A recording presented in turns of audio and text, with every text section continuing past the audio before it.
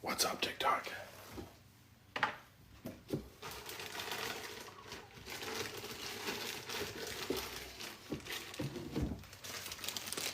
What's up, TikTok?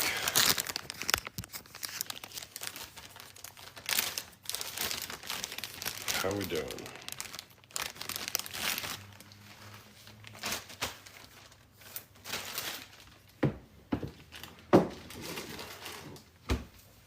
Give the old algorithm a minute, you know. Late night stream. Where are my regulars at? Like and share. Like and share.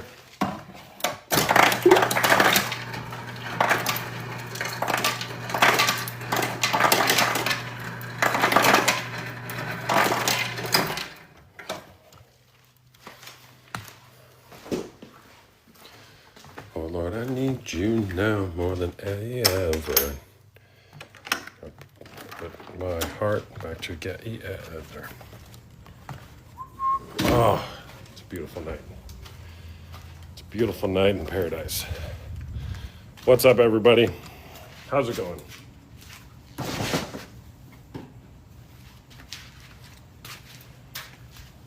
Is it pink? Is what pink? Is what pink? Okay, bye for now.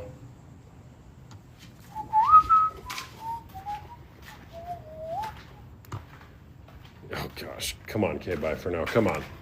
Not appropriate. Not appropriate. Not appropriate.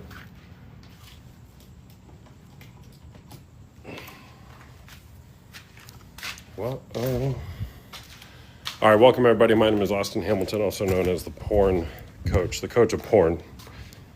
I help people uncover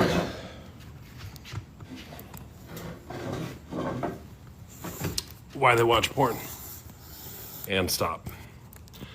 Because that's probably ruining your life. But don't take my word for it. We'll hear from some guests here soon, probably. 100% agree, it should never have been a thing. Yeah, and here we are. Here we are.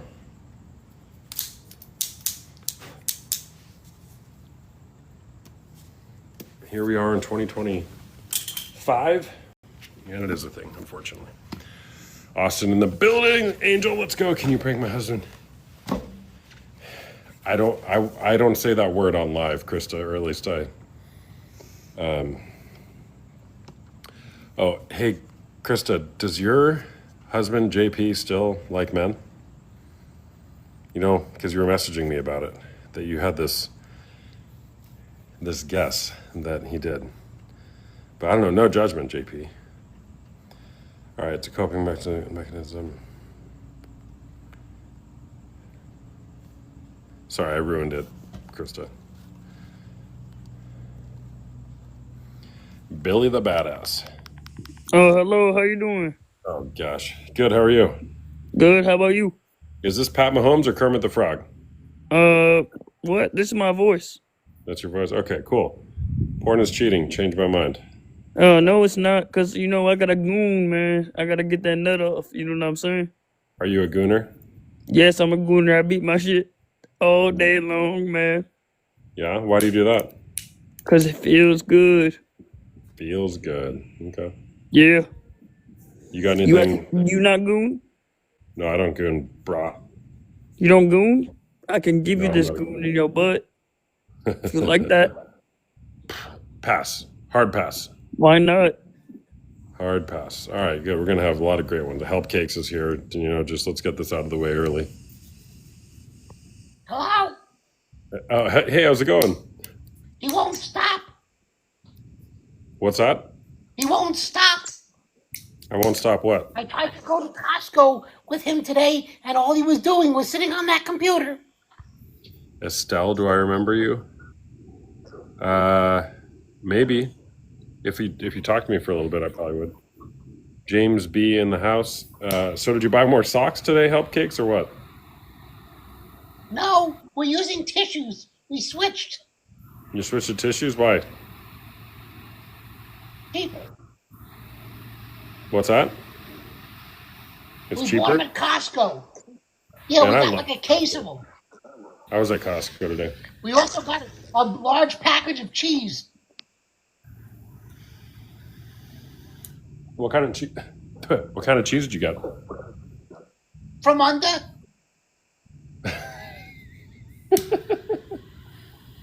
That's good. Brilliant. Yeah. What You else want you want to to talk share, to my man? wife? Yeah, I want to talk to her. Should a woman stay with a husband that sexually ate her and took advantage of her? Well, I don't know. Why are you asking that question? I mean, should she? Hello, corn coach. Hey, what's up? I don't know what to do with him anymore. He won't even walk the dog.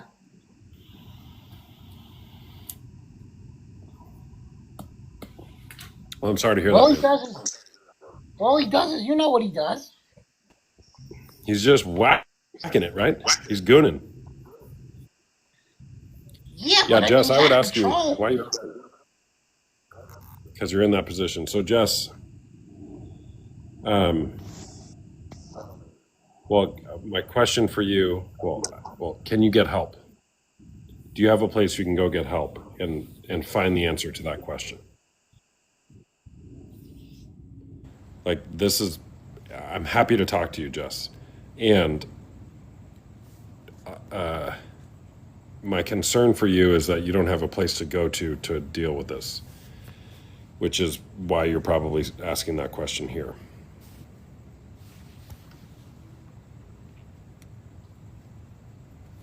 What do you think is the answer, Jess?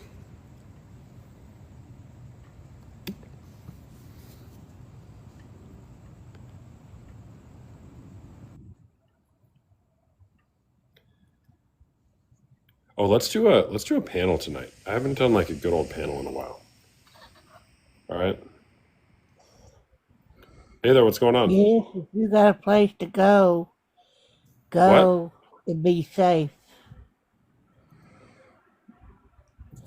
Interesting.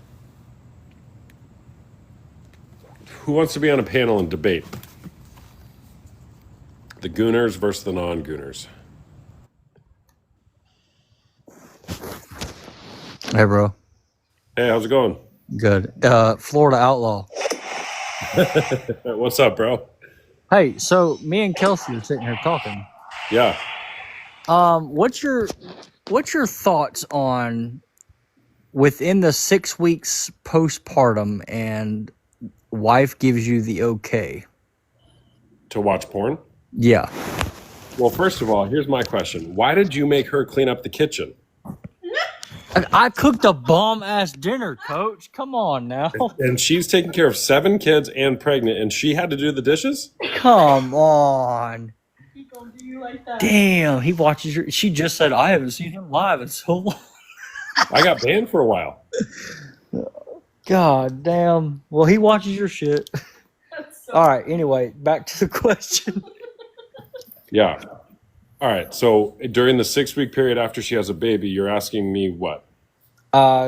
If not necessarily her, but if any woman says it is okay during that 6 weeks time to do so, what is your thoughts on that?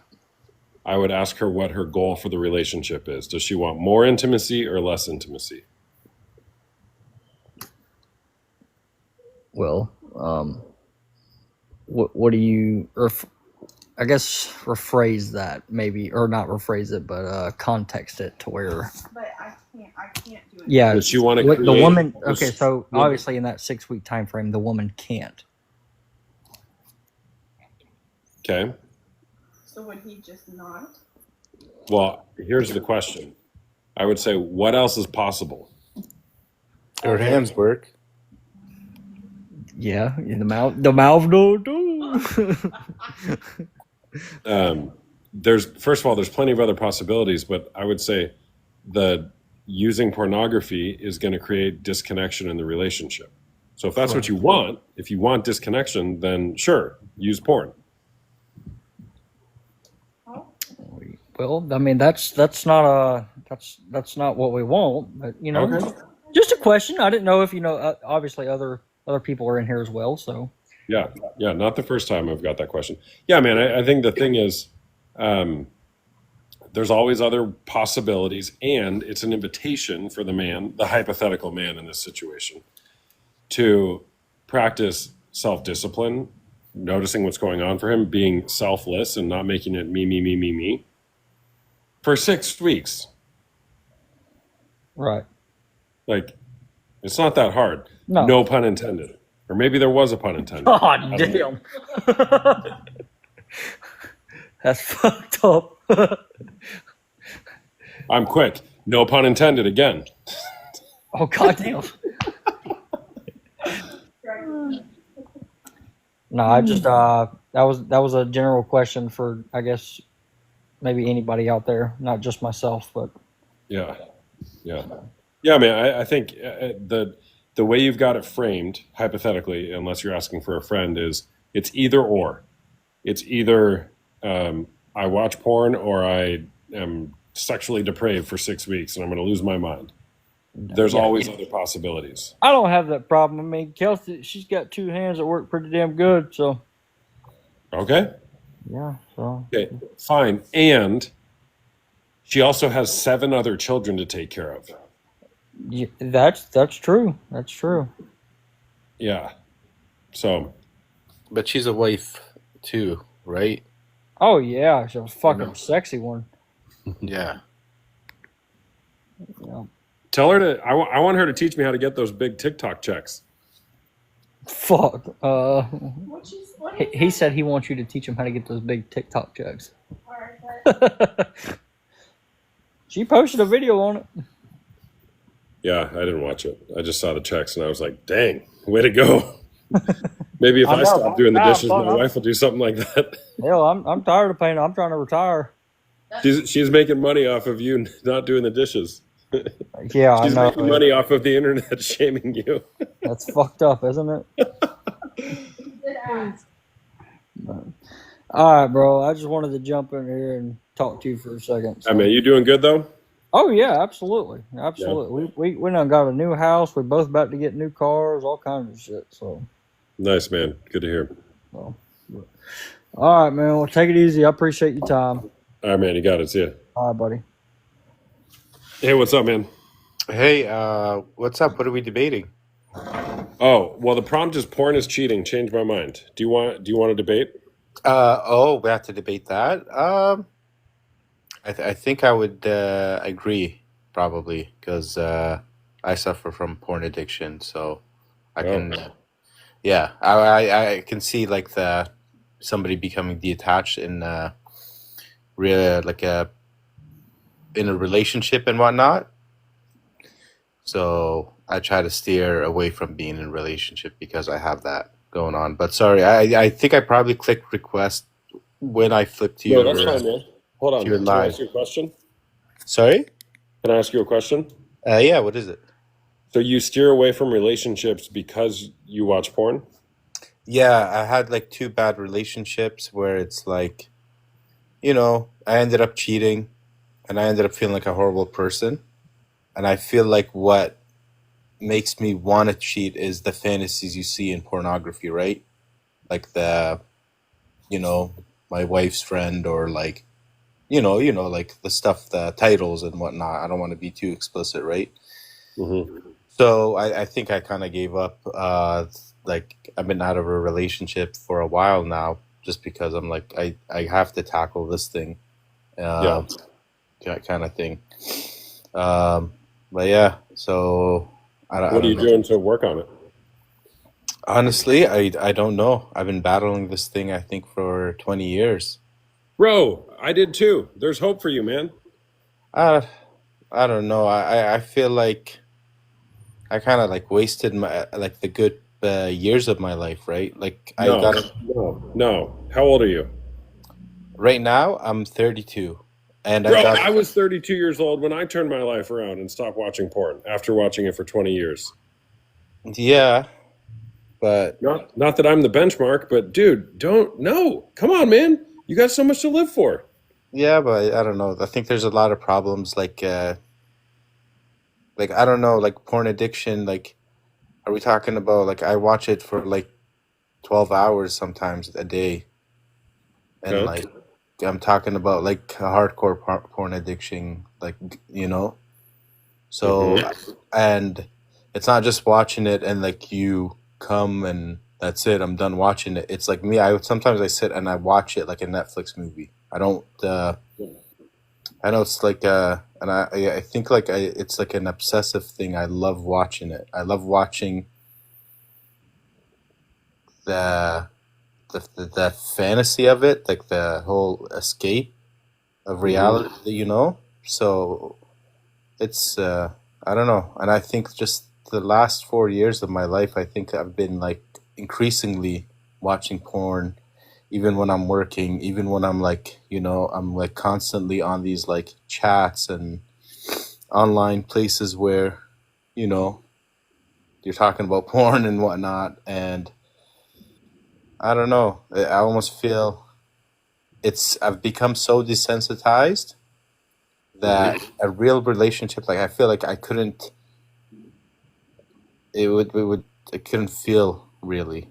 I don't know. Yeah. Anyway, sorry, I think I got on here because I always just wanted to admit that, and maybe I felt like comfortable just admitting it to some people on live here. It feels like I got it out because I'm too scared to admit it to like people in real life. man. So I'm sorry if I'm wasting your time. You're probably one Hey, of hey, hold on.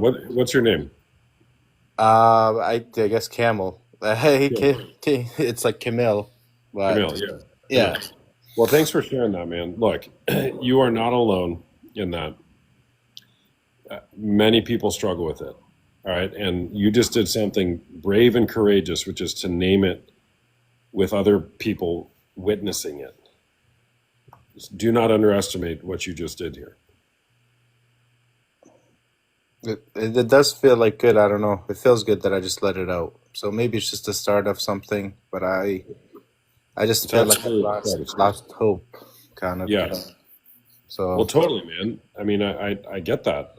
And that's a scary place to be at 32 years old. You yeah, got a whole life to live. yeah, Do you feel lonely? very. And I feel detached, and I feel like I kind of like just stay to myself in my room a lot, just like How long have you been feeling that way? like the good part of like the last 5 years, like What happened 5 years ago? um. I don't know. I think just maybe the last relationship I got out of it. COVID hit, and Oh, yeah, maybe yeah. yeah, and I kind of like I started realizing these like porn is becoming a problem, but then I was hopeful that I'll stop it, but it's just the last 5 years it's just been increasingly like imagine you saying. Like as a kid, and I grew up watching porn, I was like, "Oh yeah, it's fine. Everybody does it." But 5 years ago, I noticed that porn is a problem, and I've told myself I will stop doing this thing when I notice it's a problem. And here I am 5 years later, and I'm deeper into this addiction than I've ever had in the last since I was a teenager. Like even I do it more now than when I was a teenager, which is crazy. Like It's you very know, common, man. and It's very common. and it's not even like I'm having fun watching it. It's just like I have to watch it. I have to see something. I have to watch it. And it's like there's like I like the high that it gives me. I think there's not a lot of people that talk about it. So when I search up online, but it's like there's a high that it gives you when you watch it for so long, and you're like I don't know how to explain it. It's like there's something, it makes your mind like break. So I don't know. Anyways, Yeah. thank you Yeah. for letting me share, and I hope the best for anybody on this chat. And Hey man, can I just tell you something real quick? sure, All right, look, I know this is new to you. This is fresh. You're saying these things, and there's people watching and all that. And again, I am so proud of you for naming that and sharing it. you're not alone in these thoughts. There's always hope for you, but hope is not a strategy. If you want something to change in your life, and by the way, pornography is not the problem. It is not the problem. It's a symptom of something else going on in your life. 5 years ago, COVID hit. It probably magnified whatever was going on in your life and or how you learned how to deal with your emotions. And pornography use always escalates. It always escalates into something else, like frequency of use, type of content you're watching, where you're watching, who you're watching with. It always escalates. So it's escalated for you. All right, no problem. I'm not excusing it. It's like, okay, but you can't change what you don't name. If you want something different, you can absolutely step into that, man. You absolutely can. You know, in 32 minus 5 years is 27. There's a saying, most men die at 27, we just bury them at 72. What does that mean? Most men at 27 have this feeling of uselessness, loneliness, depravity, and they don't know what to do with their lives. And I know that because I was there too, man. There is hope for you. Okay. So I would just invite you to consider that there is a process to help you get through this. I'm a coach. I'd be happy to walk you through it. Okay. You can schedule a link with me you can schedule a call using the link in my bio. And or find a therapist, find a counselor, find a support group that can help you walk through this, because your life is too important, man. Your life is too important to squander it living in fantasy land with pornography. It's becoming more like violent, and like the stuff that I see online, and not to get like too into it, but yeah, like I don't know. I know, man. Yeah, like it's like, whoa, like why am I watching this, or why am I even discussing this? But this is so like inhumane, almost like it's so. But I'm like, so. Anyways, yeah. Thank you so much. Sorry, I'm getting kind of like a high, like my, like feeling very anxious here. I'm sorry. Okay. I have to drop. I'm sorry. No problem, man. Hey, thanks for sharing. Okay. Thank you. All right. Bye-bye. Real life. Real life.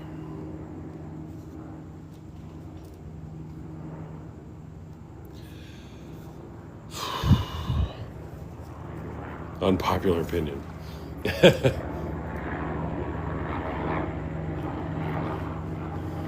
Unpopular opinion.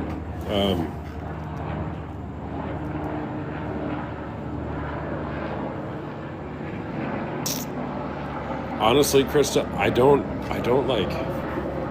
really read the news anymore. So I don't have anything to opine about. Unpopular opinion.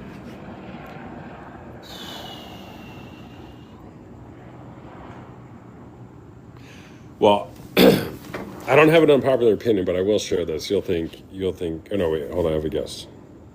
That's so sad how this is my profession. Why is that sad? Why is that sad? Yeah, bro, Tato Chip, let's go. Hey there, what's going on? Hey, man. How's it My going? name is Gil. I just wanted to say I appreciate what you do, and the way you're trying to help people, coach them through Yeah, man. this addiction. Yeah, man. But the main thing I wanted to say to anyone watching, any young kid or any teenager, whatever, who thinks that it's just a small thing that everybody does, while that might be true, it's no small thing, Yeah, like it might be something that a lot of people have done or do, but it's nothing you want to dabble in or play with, because it only leads down some of the darkest paths. And it's just a warning to anyone who's watching, usually a young man, because young men are the people that it's destroying the most in society. Obviously young women too, because they think it's empowering, right, to join that industry. But I just want to put that out there. I actually agree that it is cheating, and that, even if you haven't taken a covenant yet to get married, you still want to save yourself for your spouse, whoever that may be in the future. Yeah, totally, man. Thanks for sharing. Yes, sir. Thank you for letting me do that. Yeah, you want to chat more? I can. All right. How old are you, first of all? Are you over 18? I'm 23. Nice. Do you watch porn? Yes, I have. Yes. Okay, but not anymore? No, I'm currently 1 week strong. Let's go. Battling. W's in the chat for Brotato Chip. Thank you. Let's go, bro. Yeah, man. Trying. Yeah. Why the change? Why the change? Well, I call myself a Christian, right? So I want to be that man, I want to be a protector. I want to be a family man. I want to, be the man that I was destined to be for my family. And, what do I look like trying to become a father? And watching things like that. It's rather sick, and honestly, it's not good for your health, your mental health, the way you view other people. It's really evil. The way it's so normalized, and people tell you that it's okay, and I fell for the trap. I fell for the lie. Yeah. So I just want to be better before I get into building a family or anything like that. I want to be the man that my children could look up to, and do better. Good for you, man. That's awesome. And don't can I be a little advicey with you? Yes, sir. All right. Don't fall into the other trap that you also have to be perfect before settling down and being a family man, because you don't. But if you are honest and open and communicate through things in life, that is what will get you really far. So just like honestly saying, hey, this is something that I struggle with or have struggled with. Does that make sense? Absolutely. Yeah.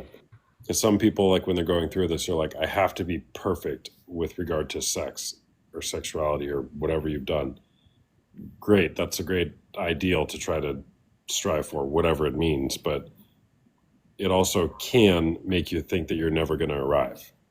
Yes, it has. I'm trying to find a balance of, not taking it too lightly, but also, definitely giving myself a break. Addiction is so hard to get rid of. So, Yeah. and I know I'm young and I have time. Thank you, Sushi. The thing is, I have a sense of urgency, and obviously, the longer it goes on, the harder it gets. The more I keep backsliding, the more, and it can be a never-ending cycle. And I just want to get rid of it before I fall into a relationship, because I think a woman deserves someone better than that.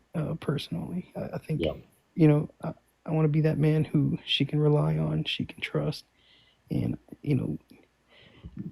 I'm not living this fantasy where either you want to cheat or whatever, foolish things I might have fallen into. What have you done? I know you said it's been a week since you used pornography. What have you done to embrace a process of recovery? Definitely stop watching just TV shows, movies. Those can trigger. Definitely music sometimes. Even just watching YouTube, they they have a way about their thumbnails and stuff like that, to where they make it almost impossible to get it out of your head, right? So like, even if you're not looking for it, shoot, I remember that's probably the biggest way I got into it, is actually YouTube, like social media, things like that, like, because they do subliminal, like, messages inside of the videos, and you know, some people see as harmless, some people see as, you know, it's not going to hurt anyone. But I remember being a kid and seeing videos like that, and that's how it all started. Yeah, You know what I mean? Little totally. things. Totally, especially at your age. Roughly 10 years ago, 2015. I mean, the stuff that was out there, and parents were much less educated on it. It's still, most parents are pretty uneducated or don't really enforce good content restriction policies.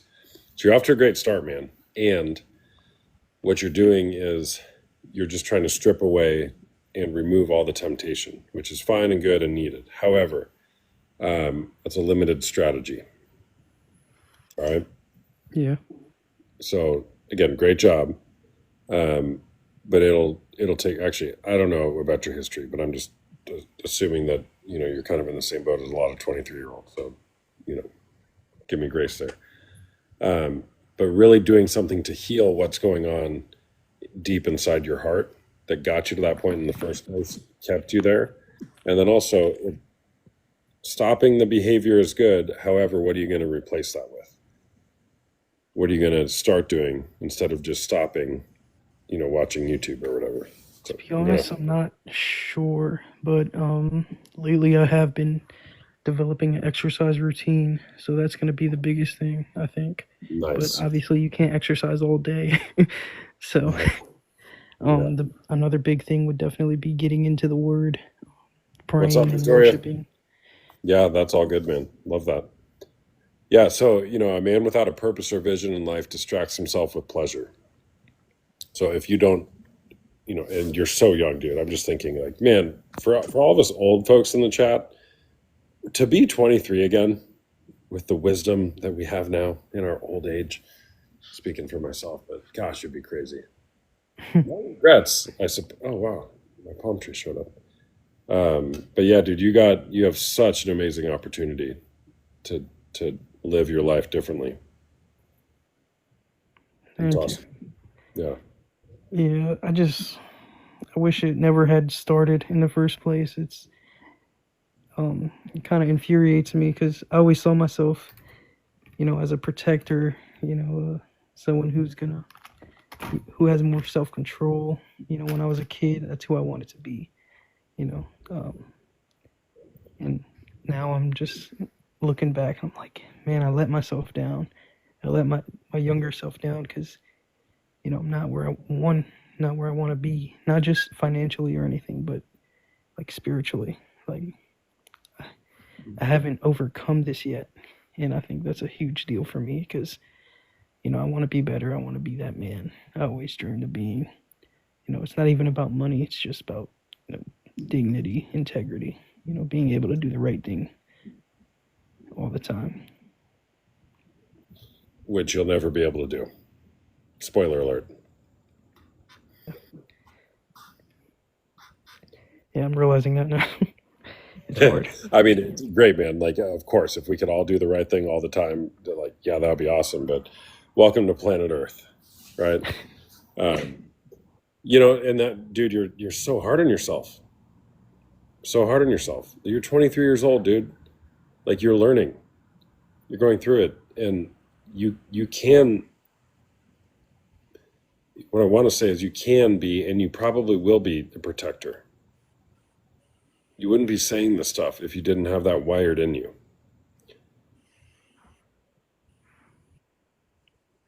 You're right. I think so too. But I can't help but just feel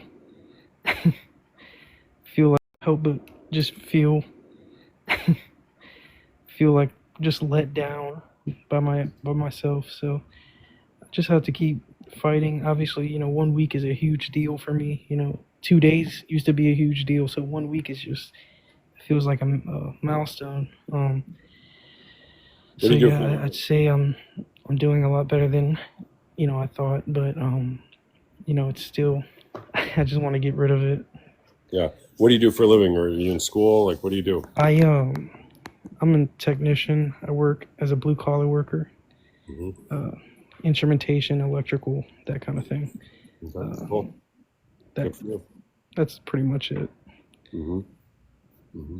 But yeah, I mean, I thought about getting into maybe some IT things like that. Yeah. Do you have other people in your life who know what you're going through, like trying to stop the I'm pornography sorry, and have? you're freezing up Oh, there for oh, me. can you hear me? Am I here? Hello? Am I There freezing? we go. That's better. Yep. Okay. Do you have other people in your life who know these details of what you're going through? Yes. Mostly people from church. Nobody really from my home. I'd rather not. But like people from my youth Do you live group, with your parents and still? we all talked about it. And I'm sorry. You live with your parents? Yes, I still live with my parents. Nothing wrong with that, bro. Nothing wrong with that.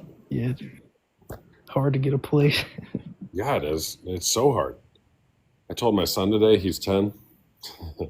So I hope you never leave. But someday I'll probably change my mind about that. And then I'll want him back. It's like, it's crazy. Ask me again when he's 15. Can't imagine that. Yeah.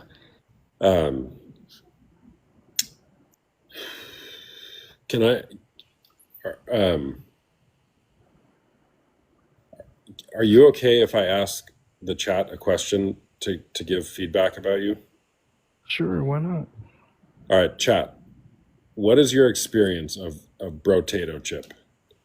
What's your experience of this 23-year-old man and just how he's talking and how he has oriented himself to viewing the world and relationships and the man he wants to be? Get a tissue box ready. Oh Lord. Good guy, his future wife will be lucky one day. Self-aware and considerate. He's got this. Thank you guys. Thank you. He's going to make an amazing dad. Yeah, he's got this. Forgive yourself. Sounds like he isn't making excuses and choosing his life instead of letting it choose him. He's on the right path. God is working beautifully in you. He's a good man, very respectful. His future wife will be lucky. Mature, accountable, self-aware. He is awesome. He's going to be an amazing husband, father, and protector. What do you think about that, man? I hope so. I don't want to let you guys down. There's so much pressure, but you know. Yeah. I don't want to let you guys down. I think I'm be thinking about this every day now.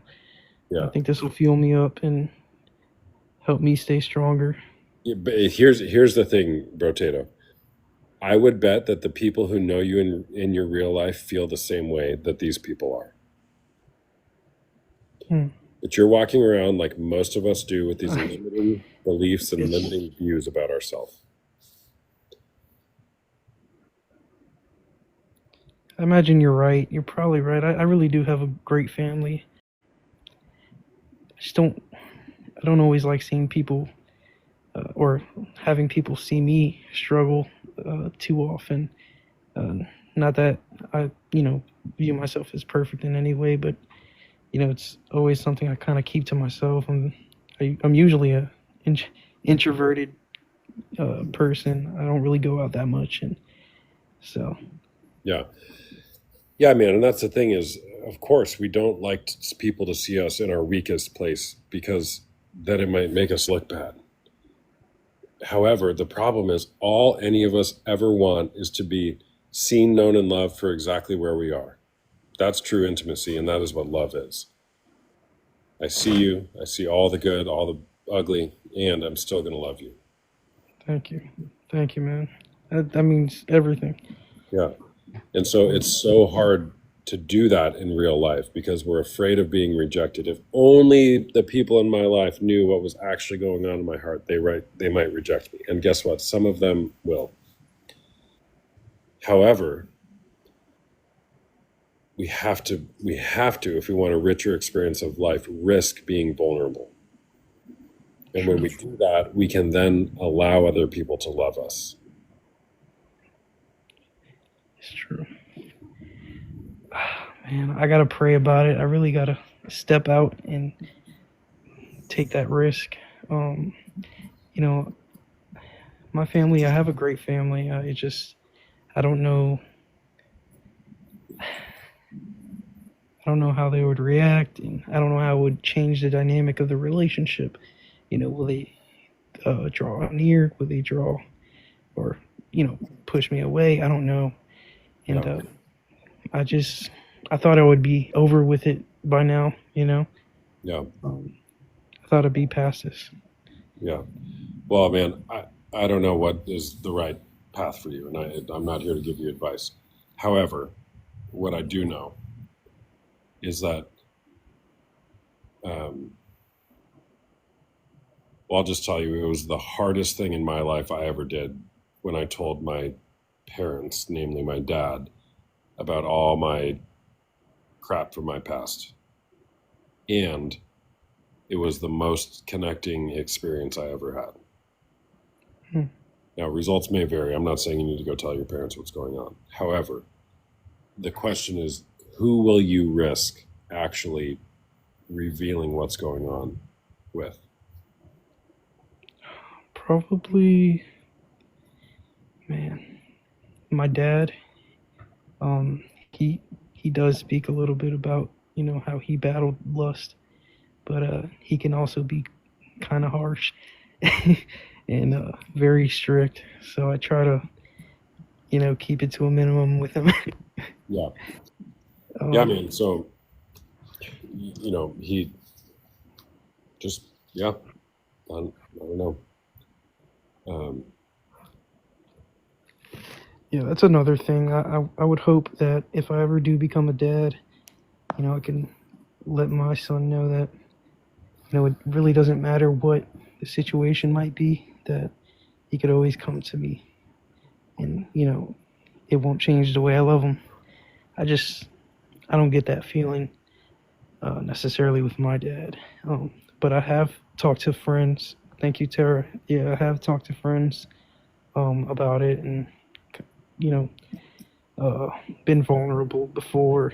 And actually, right now, me and another friend, we text back and forth, and we check on each other. We're praying. I pray for him. He prays for me, because we battle the same thing right now, currently. And so we're actually going to check up on each other this Thursday. We're going to try and keep that going and make sure we're praying for each other and, trying to do our best. Yeah, so that's great, man. I love that you're doing that. And I see this a lot, especially in church context, is there can tend to be groups like that, and it's amazing. I'm not saying that anything you're doing is wrong, okay? However, who do you have, or what it sounds like you don't have is a mentor or somebody really guiding you who is farther along in this part of the journey of life than you are. Correct. Right? And finding that, whatever that means for you, is going to be vitally important. Because you and your buddy, great. However, what I say typically in like certain recovery scenarios is it's like the blind leading the blind. Nobody has it. Well, really, nobody has it truly figured out. But if it's just like a weekly confessional that we're just coming and sharing how much we screwed up the past week, what's really going on there. So again, you have a great awareness and intuition of what's going on in your heart, man. Thank you. Yeah. I certainly don't mind changing up the approach at all. It's been years, so I need to do something else and try and defeat this addiction. Yeah. Are you involved in the church? Yes. As I said, I'm a blue collar worker, so I get on jobs where we work 7 days a week, 12 hours a day, most of the time. In fact, I've done that for 2.5 years straight. So it's hard to find time for church and serving, but I did at one point last year, and I was getting closer. It was getting easier for me to let go of bad habits, and I was getting somewhere. But obviously, I ended up getting back to the work schedule and what we call turnarounds. And basically, what happens, with working so much and being away from a church, the body of Christ, I'm just disconnected. I'm by myself. I don't have friends. Obviously I don't have a girlfriend, and it gets lonely. It gets depressing, and then you fall into the trap again and again and again, the cycle. It makes sense, man. Yeah. The opposite of addiction is not sobriety. It's connection with other people. Wow. Yeah. I needed that. Yeah. Just let that sink in. The opposite of addiction is not sobriety. It's connection with other people, having meaningful connection with other people, again, where you can be seen, known, and loved. Great job. I mean, dude, you're 23 years old. You're working blue collar. You're putting your blood, sweat, and tears into your work. That's awesome. And you gotta, I'm saying you, but like people have to be connected. We have to be connected with people. If we want a greater experience of life when it comes to relationships. I couldn't agree more. Like I said, for most of my life, I was very introverted. I don't have many friends. I have buddies, but we don't talk like this. Yeah. It's very shallow. Most people I meet. News, sports, and weather, right? News, sports, and weather. Yeah, that's pretty much it. Yep. And even at church, you would expect something else, but they're quite the same, especially my generation. Oh yeah. By the way, I'm not suggesting that going to a typical church is going to solve all of this, right? No, yeah, for sure. However, churches at least should be a place where you can find a community to connect with. That's what I want to say is reasonably healthy, but I don't even know if that's true. Yeah. But yeah, churches are full of hypocrites, and there's always room for one more. Amen to that. So far, like I said, last year I was doing great, and then of course, all of a sudden I pick up a job where I don't have much room in my schedule, so that ended up becoming another very unhealthy lifestyle. Mm-hmm. Yeah, very very true. Disconnection leads to addiction, and that's exactly what happened. I was isolated. I had the devil in my head, and most of the time I didn't even realize until it was too late, right? They call it post, clarity, and that happened very often, where I find myself just realizing I got played again, right? But you fall into it again and again and again. I just feel like I'm going insane sometimes, but I haven't given up. And I don't plan on it. But absolutely, I absolutely agree with you in that I need to get connected with someone, a group, or maybe just a few people. Yeah. Maybe just one person. I don't know. I need to Start with one. Yeah. You start with one. And you go from there. Yeah, that's the plan. Obviously, changing my habits, changing my lifestyle, eating better, praying, reading, all things I know I should do, but I need to work on discipline and things like that. Mm-hmm. Yeah. Yeah, man. Well, you got a good head on your shoulders. You really do. Thank you. And you're asking yourself all the right questions, and it's great, man. I love where you're at. What would you say was your best method as far as getting rid of the addiction? What a great question. This kid, It's going places. Best method. Methods don't work. Hmm. Methods don't work.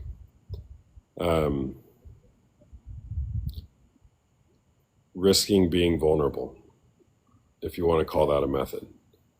Or differently put, having the courage to actually share what was going on in my heart with people who were for me and actually wanted what was best for me. And when we can do that, when we can share honestly and vulnerably about what's going on with people who want the best for us, typically you then invite people to come alongside you and help you through whatever it is, the thing that you're trying to get through. So for me, when I was 32 years old, after trying to fight pornography for 20 years, and nobody knew, 0 people on this planet knew that I struggled with pornography. 0. None. Never said a word about it to anybody. My high school friends, my college roommates, my coworkers, my wife, nobody knew. And what I realized was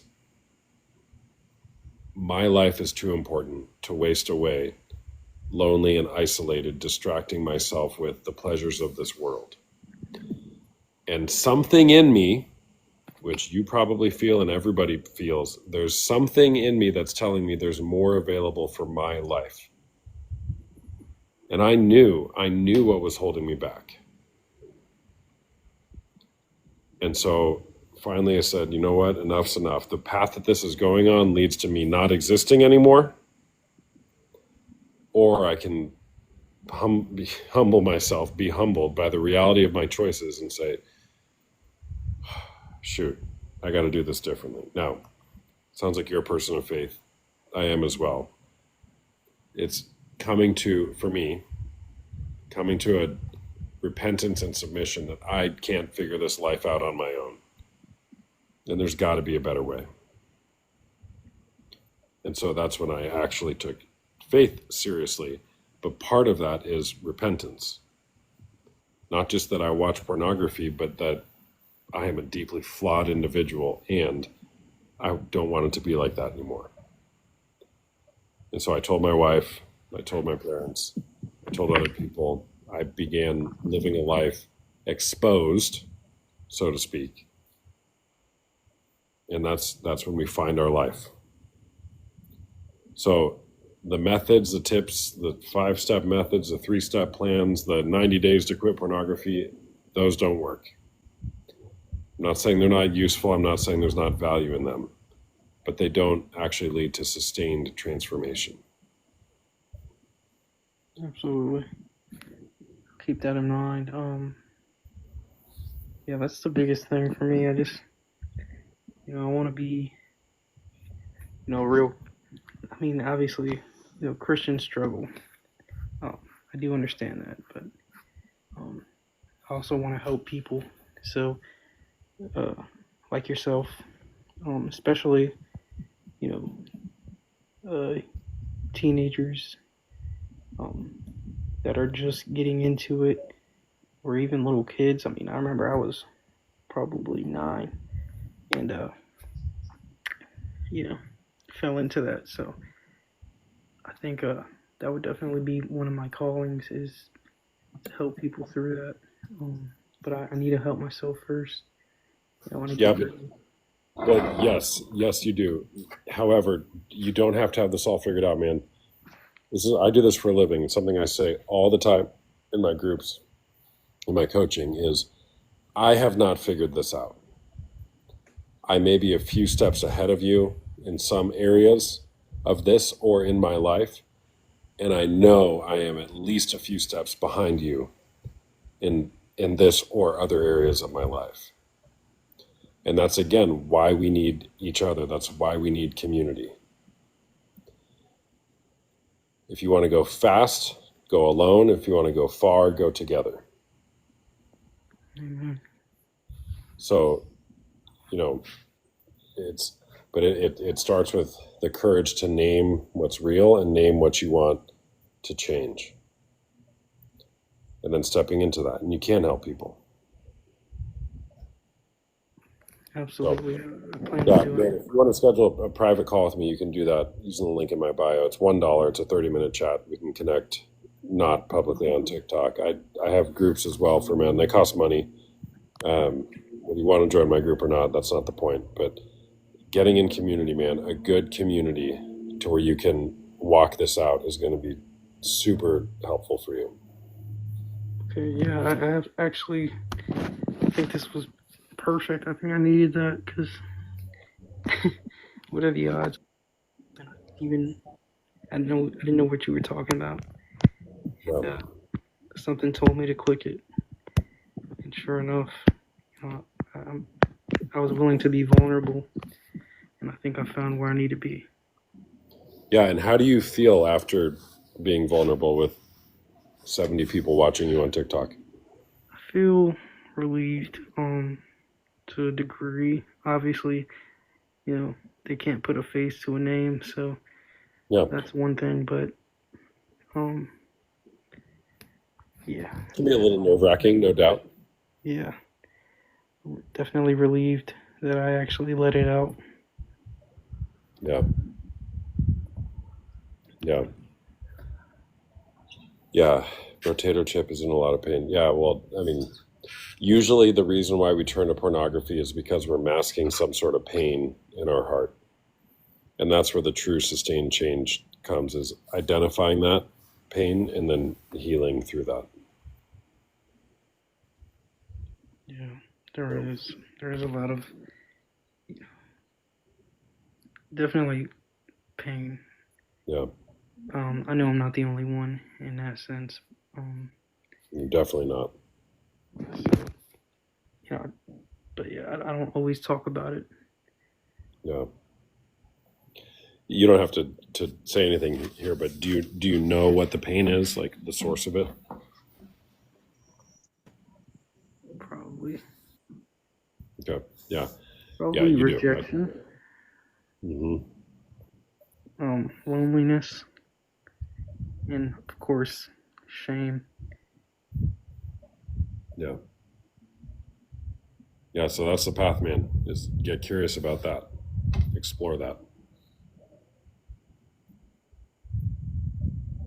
Which again, it's like, you and your buddy who are supporting each other, again, that's great. However, if you're not diving into the pain in the right environment, you won't get very far. And it's no problem because you're 23 years old and you're just figuring this out, man. Most people never come to terms with the fact that they've got pain that they've been medicating their whole life. And then they wake up one day and they're 60 years old and they've been divorced 3 times and they've got kids that won't talk to them and blah, blah, blah. And for anybody who might be in that situation, I'm sorry if, you're in that place. Life is short, man. And there's so much more available for you. Thank you. I plan on joining the group and, at least seeing where I fit in and maybe hearing other people's stories and taking what they have to offer as far as, advice or just anything. Yeah, well, here's the thing, man. Are you willing, assuming you join my group, whether you do or not, but if you do, are you willing to show up and be humble enough to posture yourself in a way that would indicate you don't have it all figured out and you're not perfect? Absolutely. If you're willing to do that, I promise you will fit in. Guys who think they have it figured out, they don't even come to my group because they're not interested in admitting that they have any problems. Yeah. And if they make it in, they don't last long because very quickly they realize, oh shoot, I'm the weird one here. I'm not acknowledging the fact that I have issues. Everyone has issues, man. Yeah. there are days I just feel like the most broken person in the planet, Mm. you know. Mhm. And I just don't know how to shake that. I don't know how to do better. It feels like I'm just living in regret 24/7. And of Mm. course, just shame. Shame is obviously the biggest thing. Yeah, man. Yeah. Shame festers in the darkness, but it can't stand being spoken to the light.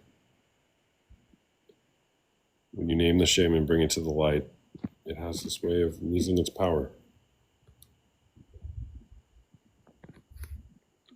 Agree. Yeah, I plan on joining you guys and at least just sit down and listen, see what you guys have to say and your experience, and see if I can learn anything, which I'm very sure I can. Yeah, man. Schedule a call with me. It's $1. Okay, we'll start there. Go to the link in my bio. It says start here. Book a discovery call, and we'll go from there. Okay. Okay, sounds like a plan. All right. We do that tonight. Yeah, do it right now. Thank you guys for listening to me and being there for me. Yeah, man. That means Thank everything. you. Thank you for sharing, man. Thank you all. Have a good All one. right, take care. You too. W's in the chat. W's in the chat for that guy. Brotato chip. Brotato chip. Man. Brotato chip. I'm not going to forget that guy. Way to go, man. Thanks for sharing.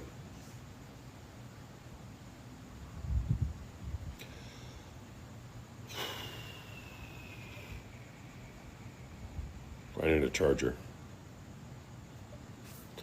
All right. Now what? Oh my gosh. I was looking at my video stats and I had a video. It didn't go viral. It got like 70,000 views, but like only 30% of the views were from the US. Like WTF, TikTok. My content hasn't been, I don't want to say it hasn't been performing. I haven't been posting that much, but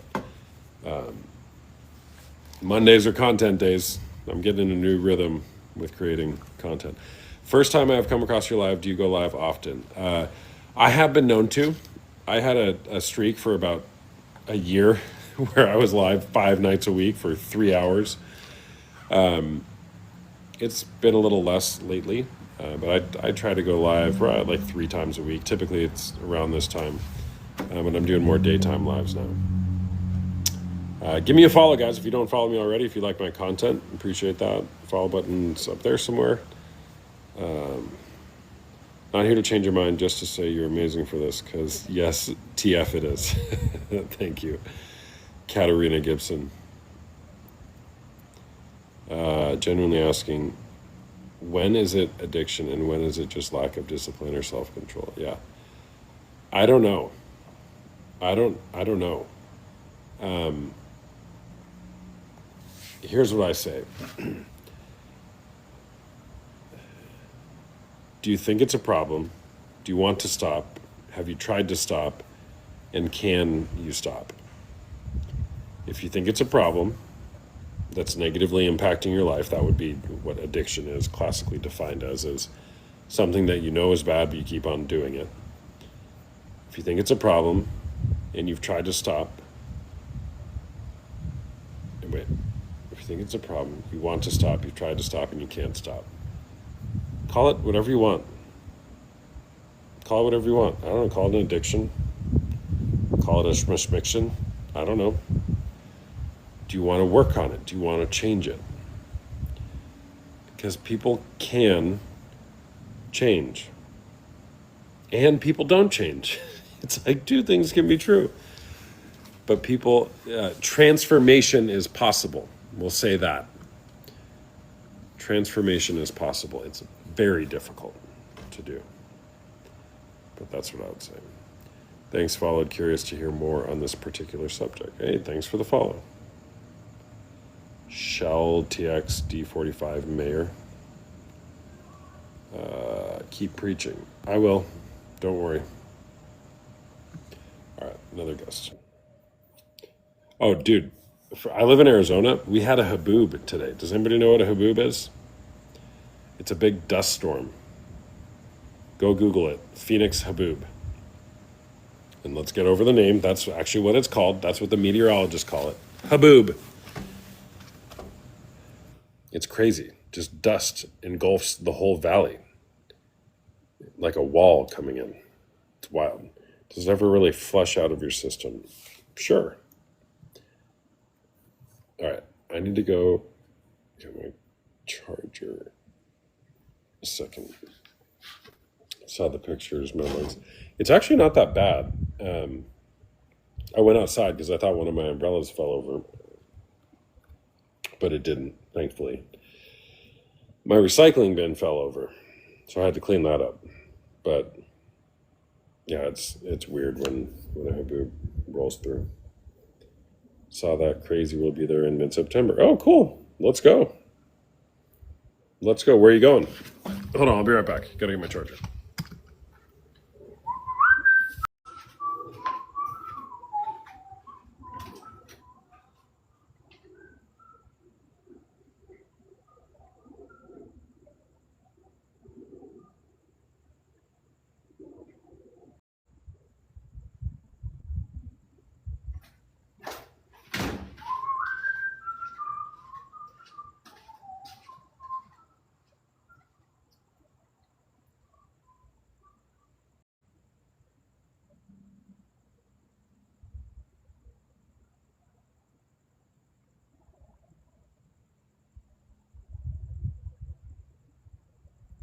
All right.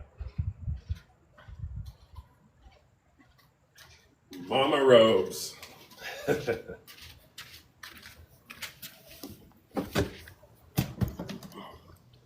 Softball tournament. Nice. That's a good time of year to come to Phoenix. Mid-September. That and February. You were driving. Oh, you're in AZ. The Bitchin' Esthetician. It's a good name. Yeah, you don't want to drive in one of them haboobs, especially on the freeway. Just thinking about it has my eyes itching. You live in Arizona. We got Arizona people here. Let's go. Let's go. W's in the chat for Arizona. Arizona, born and raised. Kind of ready for a change, though. I don't know. The videos I saw that were in Pinal County look so bad. Maferay joined and hasn't sent gifts in a while. WTF, Maferay. How many subscribers do I have in here? 5. 5 people subscribe to me on TikTok on my subscription. Start a sub-only live now to encourage your 54 viewers to subscribe. No thanks. All right, no guests right now. So should we co-host? Where's the co-host button?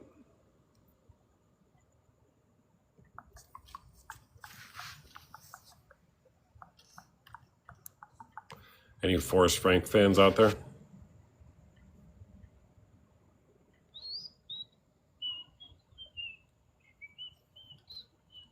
What's the benefit of subscribing? What's the benefit of subscribing? You can, well, it costs money. It costs like TikTok dollars. I get paid. And like some people do like sub-only lives where you have to be a subscriber to be in the live. But I don't like doing that. I've never pushed it. I mean, there's people that have like 10,000 subscribers and they make $3 a month per person or $6 or whatever. That adds up. That for sure adds up. TikTok gets like half of it. But I don't know. Just discovered FF recently. What's FF? What is FF? Victoria. Victoria Belove. also known as Cowboy Bunny Beep. Oh, Forrest Frank. Dude, Forrest Frank is the best. We got that stuff playing on repeat here. See, I said it and then I moved on and then you said FF and I forgot. That's called man brain. I went to Costco earlier because my wife was out of town and our local Costco had poo-poo sauce. Poo-poo sauce. Anybody know what that is? It's is it El Salvadorian food? It's like a pancake with beans in it and barilla sometimes. Poo-poo sauce. And all right, here's a guest. Ruby, did you actually request Ruby? And so I bought it with salsa, and then my wife was like, "We need chips," so I had to buy some chips at Costco. But by the time I got to Costco, I forgot what I was there for, and so I had to ask my wife, "Why did I come to Costco again?" Sir, that's not how you're supposed to pronounce that. What? Poo-poo sauce? Yes, pupusas. Pupusas. Sorry, Yeah. I don't know how to say it. No, actually, I thought it was funny, and that's the whole reason why I actually joined was because there's a creator on here who tries like different cultures of foods and stuff, and he purposely like messes up the names, and I think to bring in viewers. Yeah. And so if it's like Mexican or El Salvadorian food, he calls it pupusas, and there's a soda called Jarritos, and he calls it Geratos. yeah. Jalapenos. Yeah. Okay, I'm not gonna lie, I call them jalapenos. Jalapenos. Okay. Yeah, totally. Well, my wife is Mexican, and so she says everything perfectly, right? Meanwhile, I'm the gringo over here because every Mexican family has a gringo. I'm the gringo. So am I. So are you? Yeah, man. We should start a support group.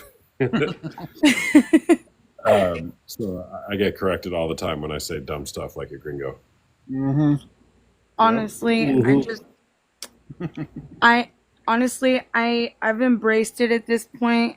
So like I've been with him long enough to where now he's got me calling jalapenos, jalapenos, and tortillas. So yeah. At Bro, this do they ever feed you like tongue in cheek over there? No. He won't eat lengua. Lingua? You know what? This It's an acquired taste. I love a menudo though. Menudo, yeah, that one, because that's what, stomach lining or something? Yes. Yeah, that one, I finally have fully embraced menudo. I'm like, all right, I'm eating the menudo. What about oxtail? That stuff is so good. Never had. My in-laws make oxtail all the time, like oxtail soup. How did Is Porn Cheating Live turn into a food live? Because I was talking about how I can't remember anything, and I went to Costco to buy chips. Honestly, it's funny though, so it keeps the lives fun, I guess. So, Ruby, I know you're here a lot. Does your partner watch porn? Not anymore. 1 year. Let's go. 1 year, 7 months, and 3 days. Sober. Good for you, man. Way to go. Totally.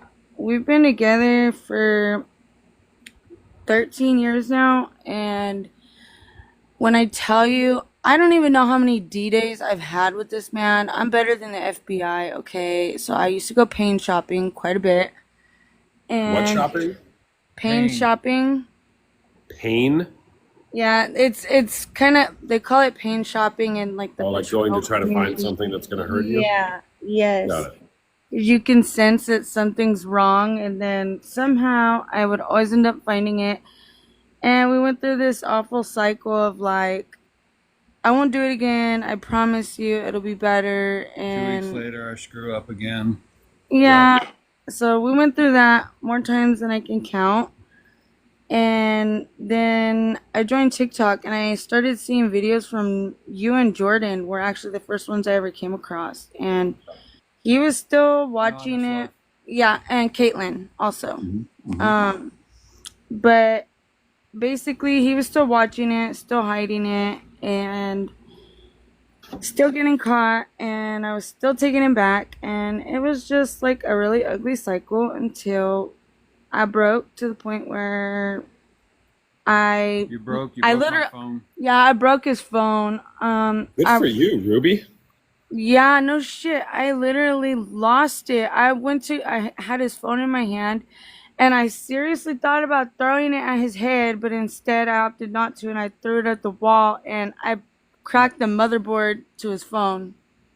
My door's metal. So, yeah, I broke it, and that forced him to be without porn for a few days because, or actually, it was a couple of weeks, actually, I think. December, replaced my phone in February, put Ever Yeah, Accountable on no, it it was the day we got it. Yeah, after that, like, it forced him into kind of like staying away from it for a bit until he got a new phone. And by that point, we had already heard about the Ever Accountable app through Jordan. And so by this point, he had told me, you know what, go ahead and put it on my phone. I want to stop. And it was kind of like out of nowhere because it seemed like up until that point, he really didn't. I wasn't sure if he wanted to stop, but he actually opened up after that and told me that he did want to stop. He just didn't know how. And there was a time where he just flat out didn't want to and he wasn't going to apologize for it. But I guess he hit that point where he realized that he felt better without it and was like, what the hell am I doing?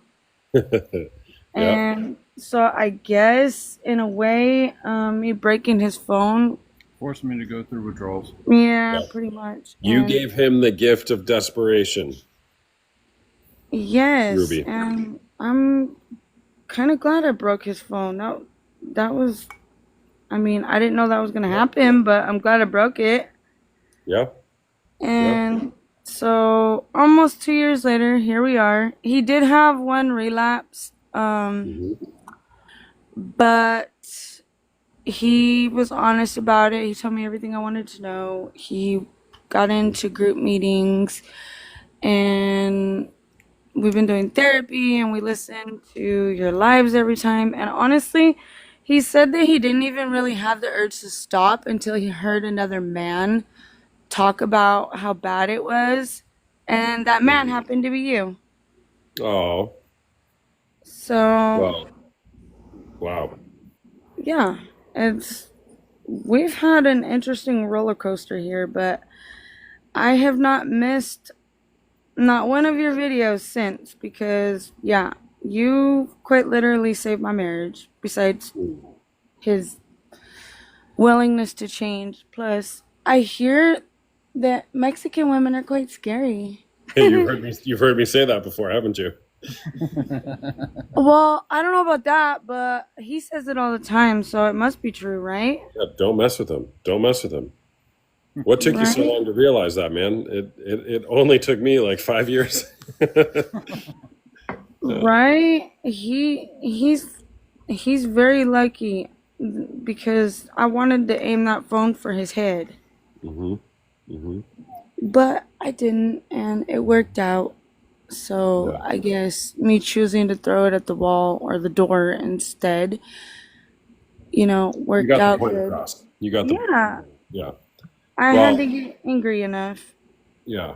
Good for you, and I love that, and I'm honored just hearing you share that. And I didn't save your marriage.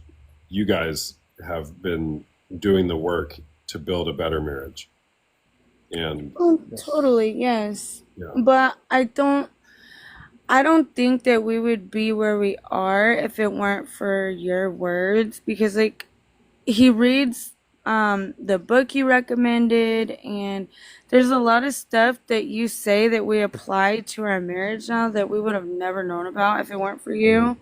Yeah. And it was funny because like I was really digging into him to try and like figure out his childhood traumas and what led him to that because it's always a deeper rooted issue.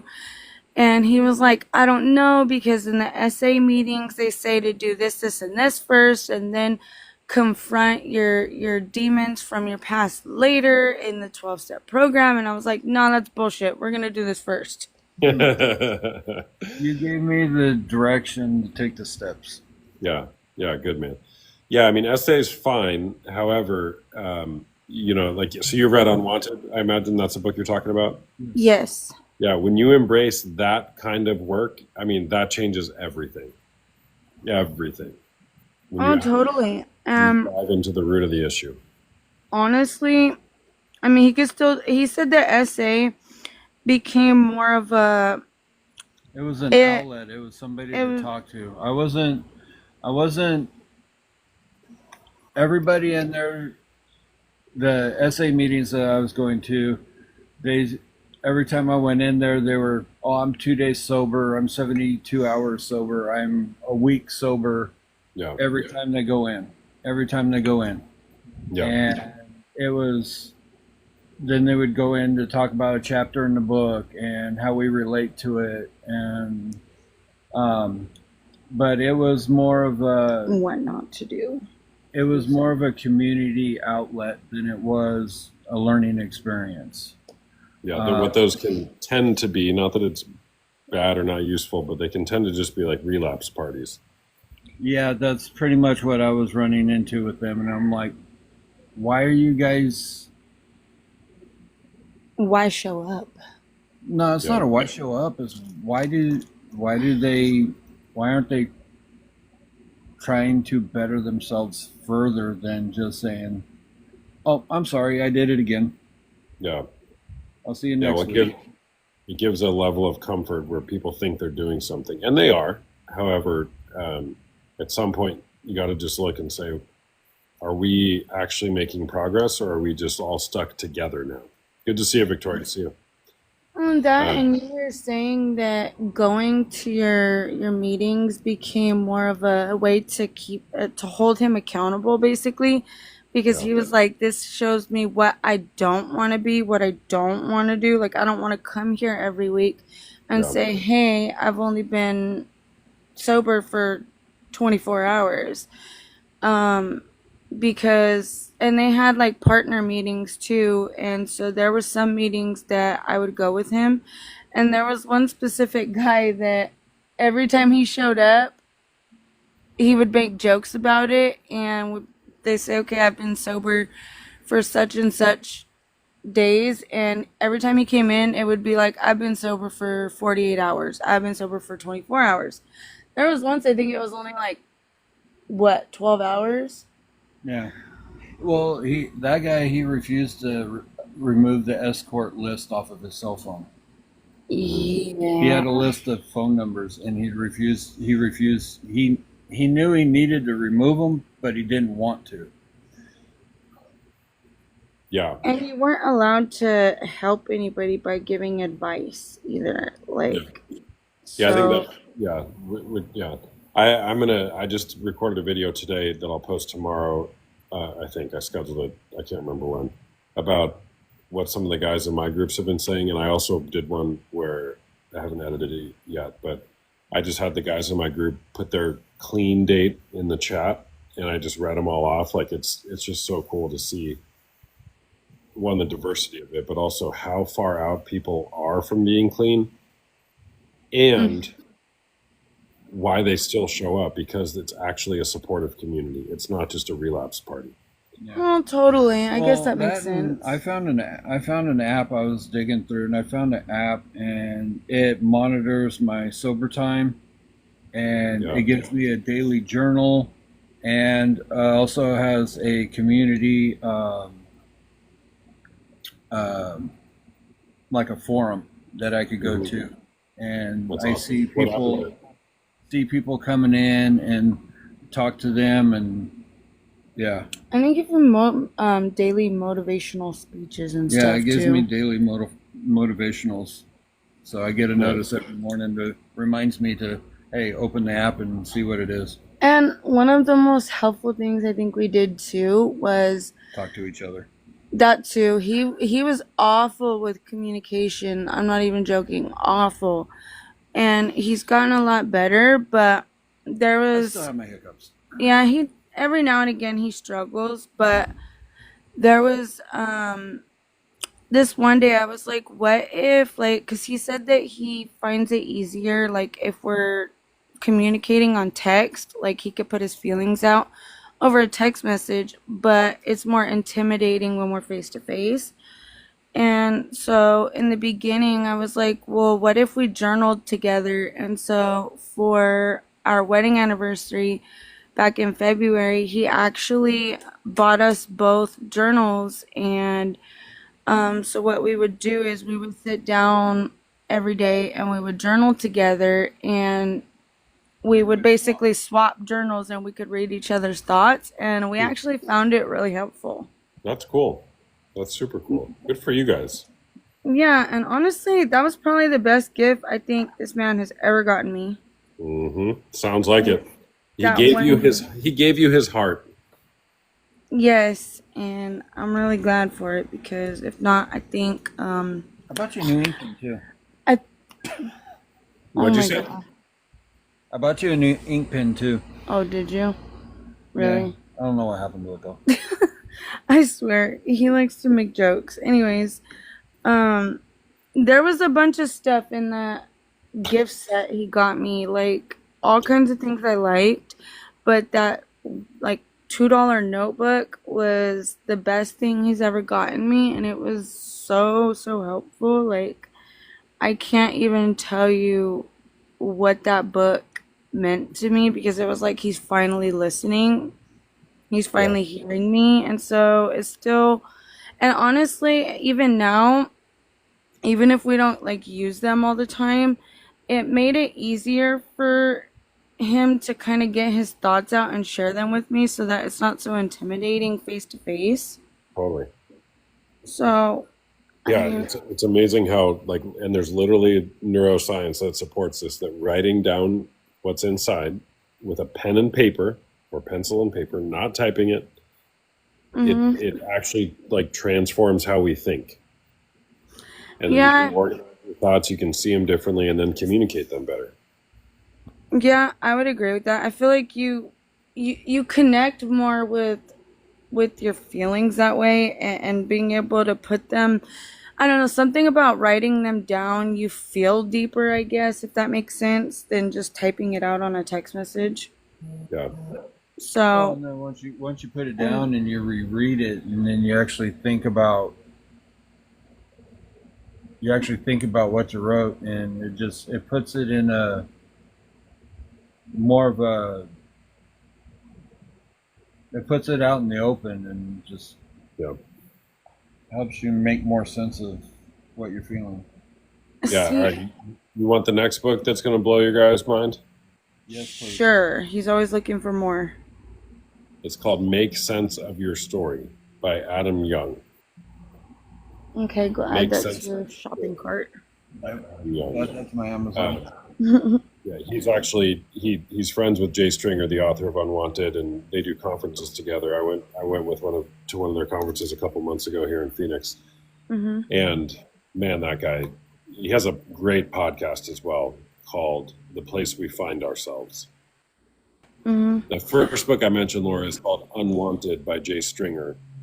I would recommend starting there for people who want to consider the impact of their sexual story. And Unwanted is not a book for men struggling with pornography, though it is. It's for anybody who wants to learn more about themselves by way of their sexual story. Well, that, and he was telling me after he got like maybe halfway through that book, that put a book lot of changed my- his life in a way that It you- put a lot of my past in perspective. It's like, because it talks about what you look at and how it relates to what you've gone through growing up, and it's like everything made sense. Totally, he man. told me that Makes that sense book made you realize why you are the way you are. Yeah. Yeah, it's crazy. And again, that's that, and you know it firsthand, man. It's like going to SA groups is never going to work. It's never going to lead to sustainable change, right?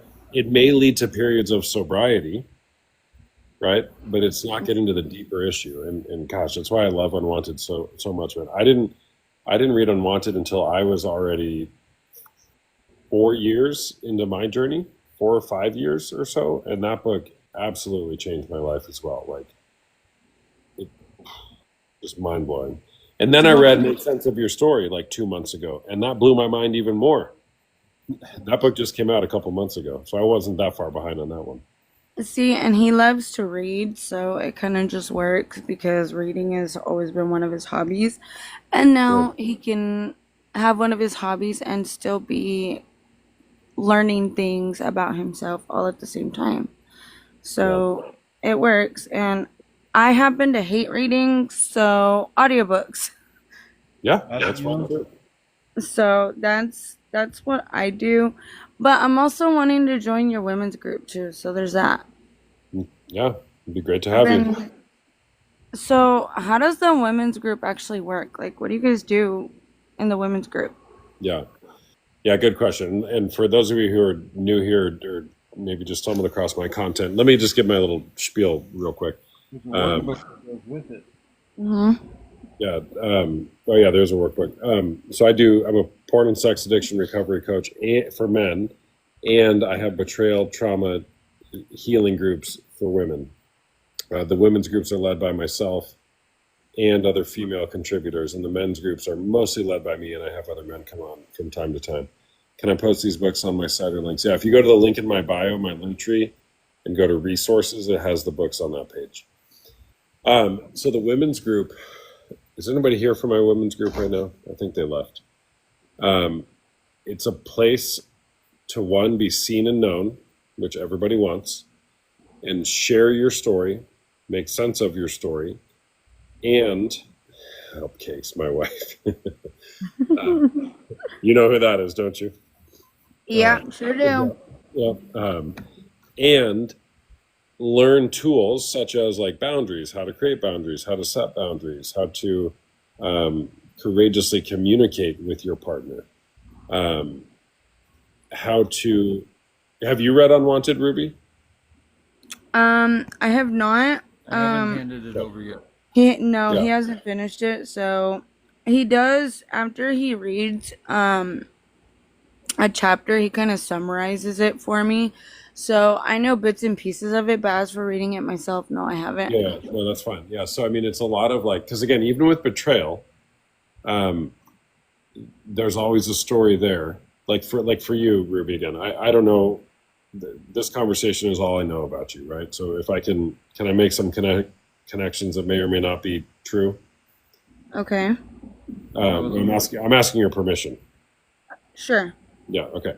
So you were tolerating his behavior for what, 11 and a half years? Yep. Yeah. There's a story there Mm-hmm. on why you were tolerating a man mistreating you in your marriage for 13 or whatever, 11 and a half years, finally to the point where you were trying to stuff it down for so long, your communication methods didn't work, and you had to throw the phone. Mm-hmm.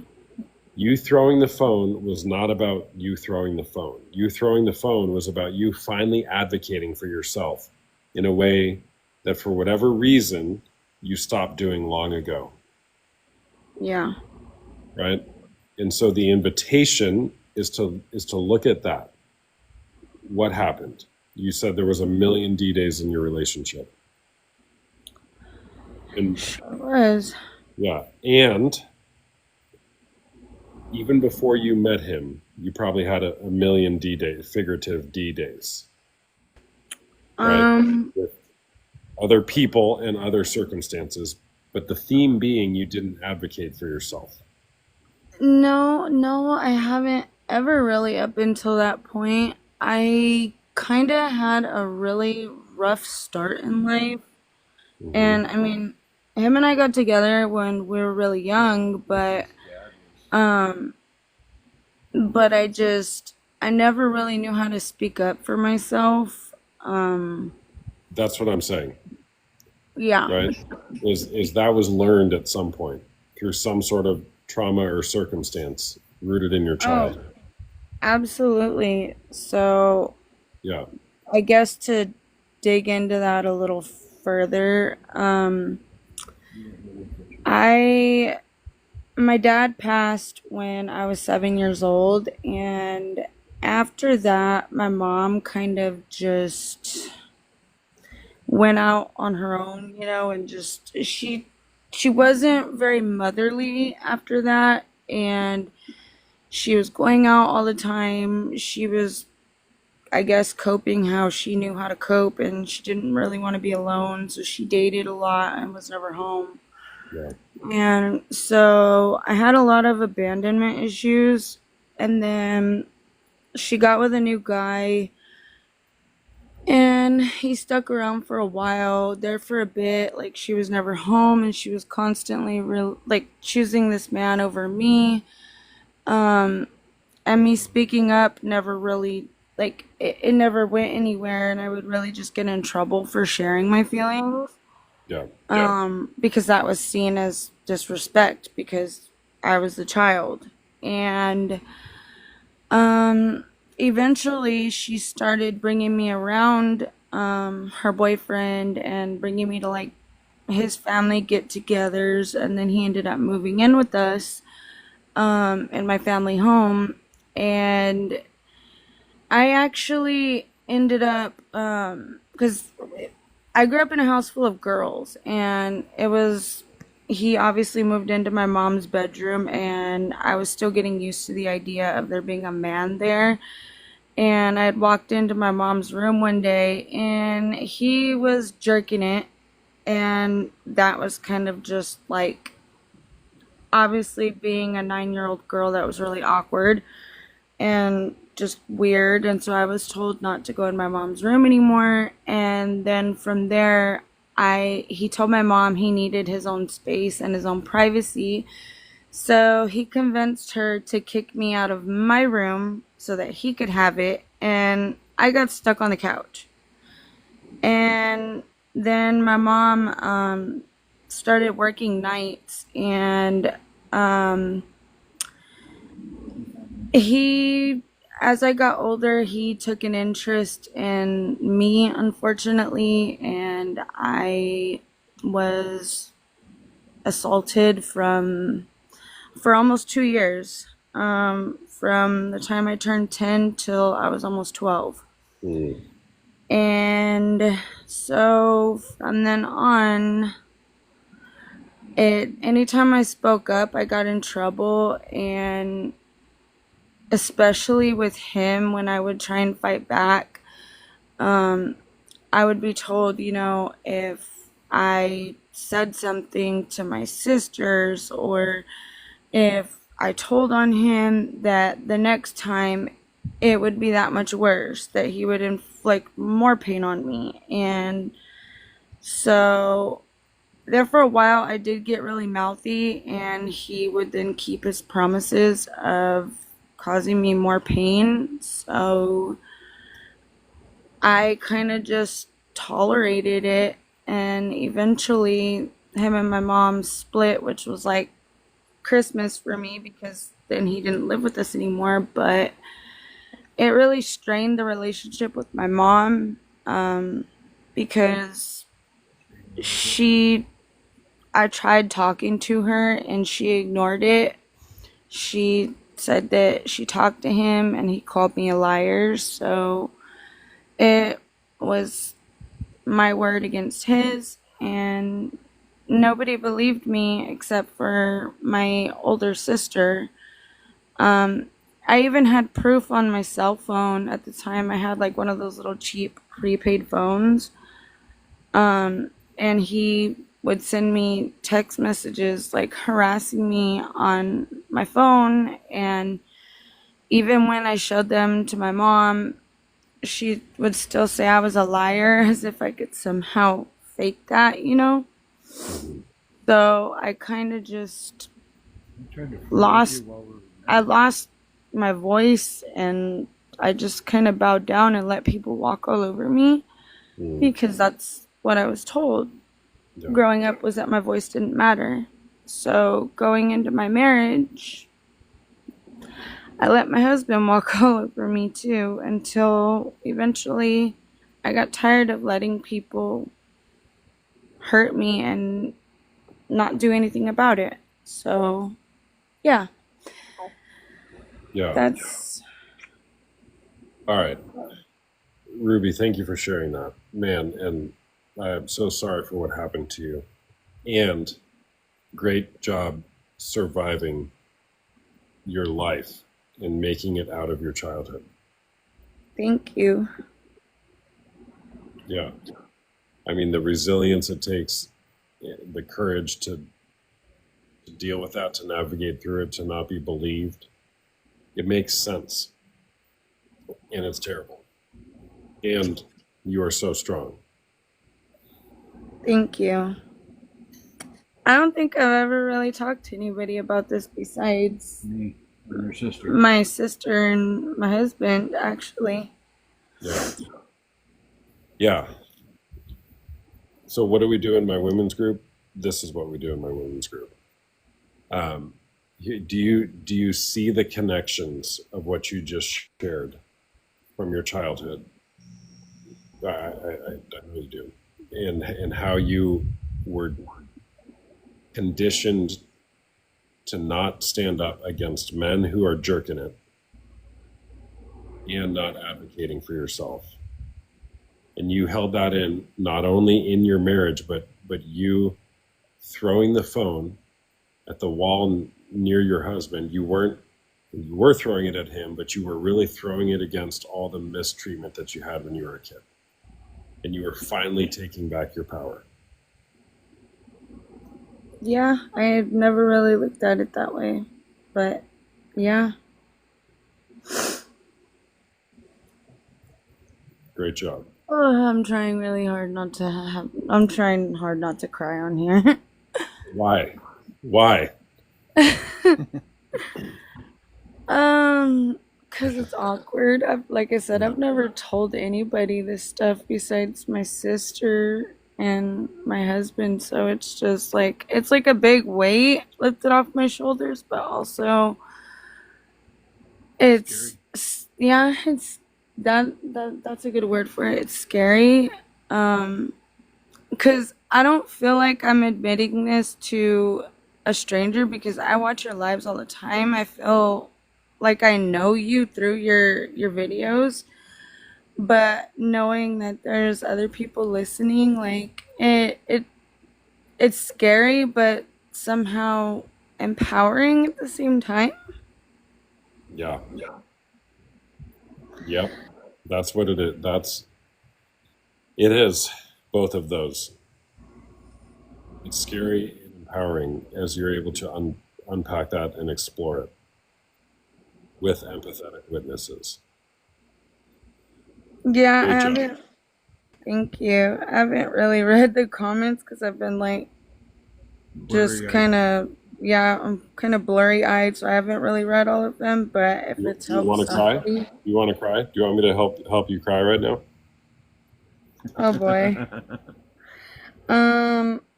I don't know if I want to cry, but I feel like whatever you have in mind probably will make me cry. Well, just like I did with that other kid, right? Are you willing to hear what the people in the chat might want to say to you, Ruby? Sure. All right, chat. What would you say to Ruby right now? What would you say to Ruby?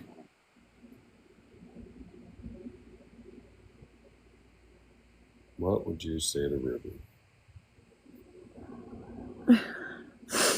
I can't believe I just did that right now.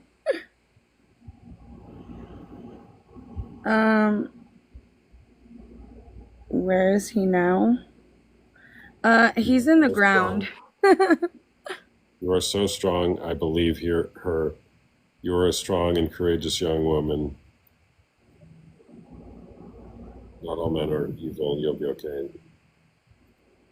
So I have found.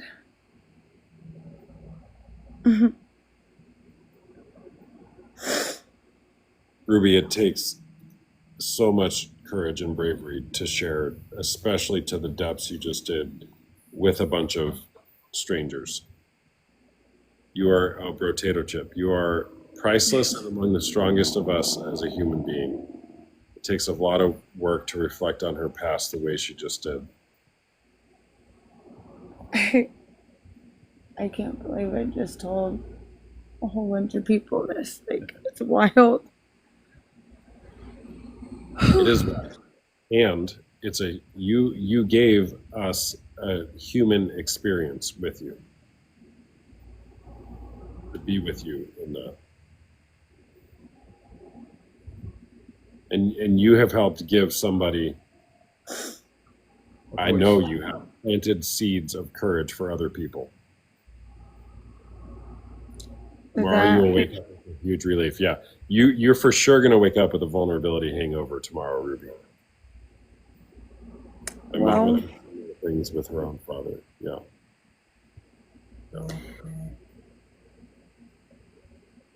Thank you for making it easy to talk about that, because like I said, I've never felt comfortable telling my story to anybody except for my family and my husband. So it like I said, it's freeing to be able to admit that and not just have it in my mind every day, never telling a soul. Like it's crazy to be able to say that in front of almost 100 people right now. Yeah. It's wild. And while my husband was holding my hand and rubbing my back and letting me know I had support. Mm-hmm. Yeah. Way to go, husband. There you go. He said, "Way to go, husband." Thank you. Yeah. Are you so gonna- I've done enough damage. it's the least you can do, right? Thank you, Austin. Yeah. Thank you. Yeah, I mean, you've been carrying this around for so long. You've been carrying it around for so long. And here's the thing with healing through betrayal. Does your betrayal have to do with your husband and what you went through with him? Yes, that's true. And what's more true, or what's also true, is everything else you just shared. That what Jay Stringer in Unwanted calls it the perfect setup to fall into the unwanted behavior that we're in. Not to say that you were in unwanted behavior, but what you were tolerating in your relationship with your husband. Yeah. Is it about him? Yes. And it's about losing your father, what you witnessed from your mom, what your mom showed you what to tolerate. Yeah. Your mom kicked you out of your room so that this guy could have a place to masturbate in. Well, you slept on the couch as a 8, 9, 10, whatever it was, year old girl. Yeah, and honestly, I think all of that, not only it shapes who you are as a person, but not only that, as a mom, I have 5 kids myself, so I feel like it plays a part in the way that I parent my kids, obviously, because I'm a helicopter mom. My teenagers don't exactly love that, but they'll get over it and thank me one day. And we've got a almost 15-year-old boy, and he's into the cell phone world, and so it's we're now trying to deal with this stuff with him so that he knows not to, and he doesn't follow into like the same patterns that his dad did, and to make sure that he understands the damage that porn has caused not only my husband but me, because I feel like the things that happened to me could possibly be a direct result of porn and the way it warps the mind, Yeah. Not to say that was the cause, but I know that it changes the way that people think and what they're attracted to, and it conditions the mind to want younger and younger and younger and never be satisfied. So sometimes I do wonder if it's linked, and I think that it could be. And so I'm trying to navigate it with my husband and keep my son away from it at the same time. So it's quite interesting. Yeah, totally. Well, I think the best thing we can do for our kids is to know our own stories so that we can be with our own pain and courageously enter into these tough conversations with them. When you read Make Sense of Your Story, Ruby, you're going to lose it. I'm sorry. And I'm happy for you. The way that Adam Young talks about our parents and family of origin and all that, I mean, dude, it's crazy. There's a lot in there that you'll pick up on. It's a good one. Oh, man. And to think I just joined the live just to clown on you for pronouncing a food incorrectly. Yeah, but you should know, Ruby, that no matter what anybody comes on here to talk about, all roads lead to porn. Oh, I should. And that's fine, honestly. It pretty much gets talked about on a daily basis in my house. So, as I'm sure it does yours, given what you do for a living. But My 4-year-old the other day, I played one of my own videos on TikTok because I was compulsively looking to see how many views I got on the video because whatever. And it said, "Is porn cheating?" And then my 4-year-old goes, "Is porn cheating?" No.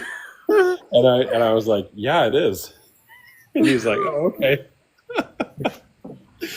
Honestly, so we have a 14-year-old, a 13-year-old, a 5-year-old, and a 3-year-old, and our last one is 7 months. And all of them are boys except for one.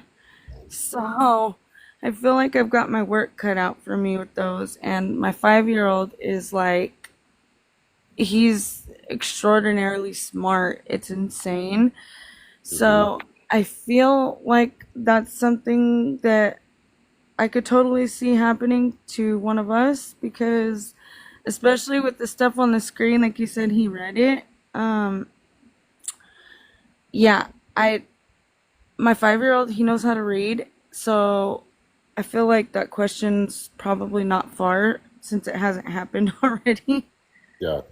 Well, I mean, you probably heard me talk about those books, Good Pictures, Bad Pictures. Yes. It's not too late, even for your older ones, to go through those books with them. Yes. And even the junior version for 3 to 7-year-olds, go through those. Because I believe you, the general we, but you want to be having those conversations about pornography and about how to carry ourselves sexually. Oh, absolutely. Because if we let the internet do it, then you have people like Help Cakes.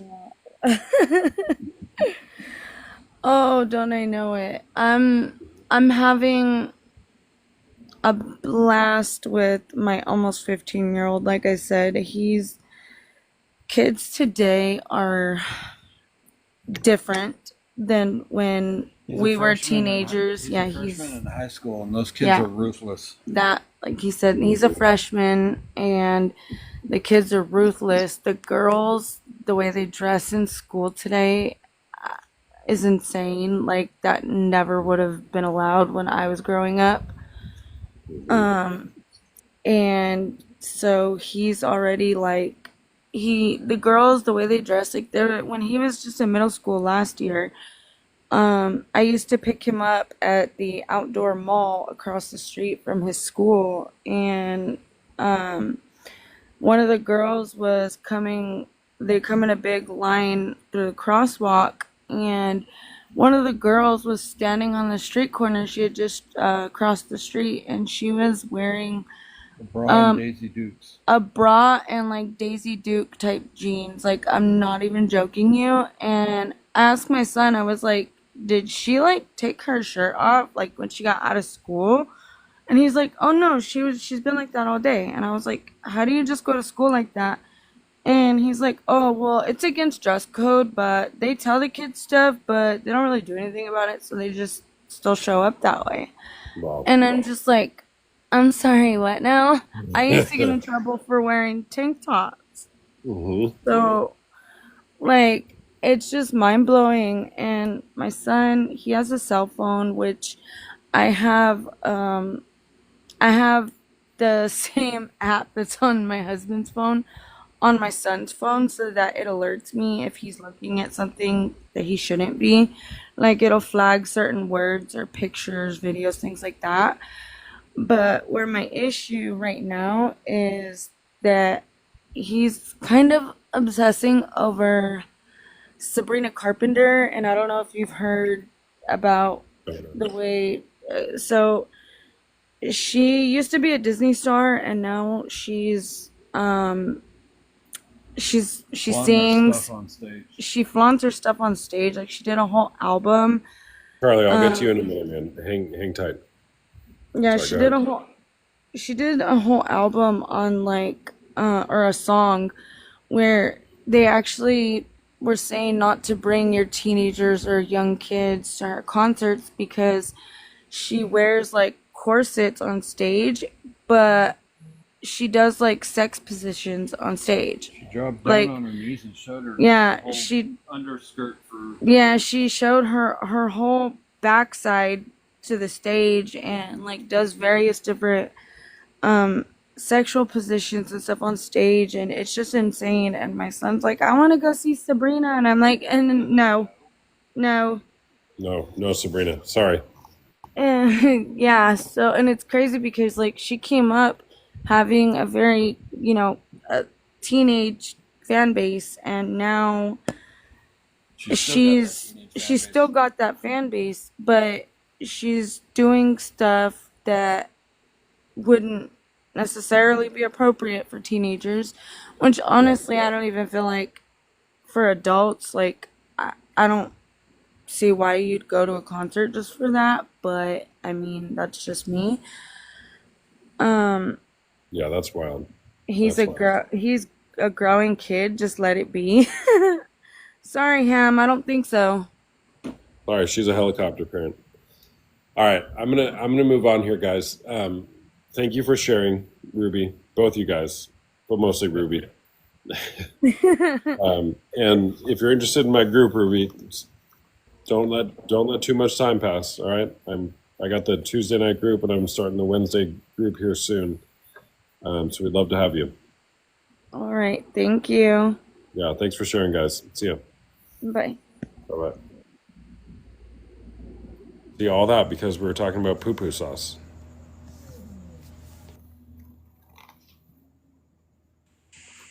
Charlie, My man. what's up, my friend? Hey, Mr. Person, long time no hear. It's been a while. It's been a while. Turn your Wait, camera on. I'm gonna turn my camera on. Hold on. You know Let the me turn my drill. camera on. Yeah. Wait, I'm trying to. Hold on. A helicopter mom or helicopter parent is someone who like hovers over their child constantly and like tries to prevent them from I want to say about the. I want to say about the last person that was on there. Shout out to her. Shout out to her story. No disrespect towards her. She was valid. I feel she was absolutely valid. Yeah. She went deep. I don't know how to turn my camera on. Am I part Asian? Are Can you you asking me if I'm Can you part send me a Asian? camera invite? I've never been asked if I'm part Asian before. I'm not. Thank you. What's up, bro? Hi. How's it going? Hi, man. Are you going to ask me the same question you always ask me every time you come on here? Alexa, No. the women's groups have no agenda for what you should Bro. do. Hold on a second, Charlie. The women's groups Hey, really quick. You're frozen, bro. Your I'm face not is frozen. frozen. I'm not frozen. Am I frozen? Okay, now you're not frozen. Now you're not. Now you're not. The women's groups are not designed for any outcome in mind. I don't know what's best for you, Alexa. I don't know what's best for you. There are women in the groups who are single and young. There are women who are getting divorced. There are women who are making it work or trying to, and everything in between. Engaged. So wherever you're at is totally fine. It's designed to be in a supportive community that's going to come alongside you and be with you through what you're going through. Yeah. All right, Charlie, what's up? Hi. Hi. How's it going? Great. Hey, check it out. So I'm getting married in December. Bro, let's go. Yes. Are you going to invite me? And okay. And check this out. Check this out. I've seen here and there, you know, videos of you because you're on my TikTok, right? Uh-huh. And the things check out. And in terms of addiction and the stuff that people watch, Uh-huh.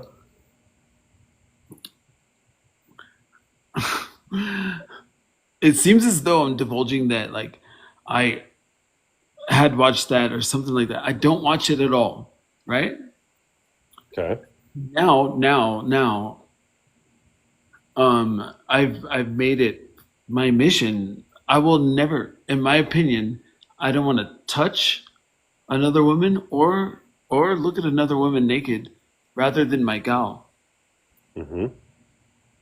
And you know, she's never been into that anyway. So both of us, right? Mm-hmm. So we've been in a long distance Is this the relationship. same girl you've been with for a long time? Yes, like The one you married? this is the relationship that I've been in.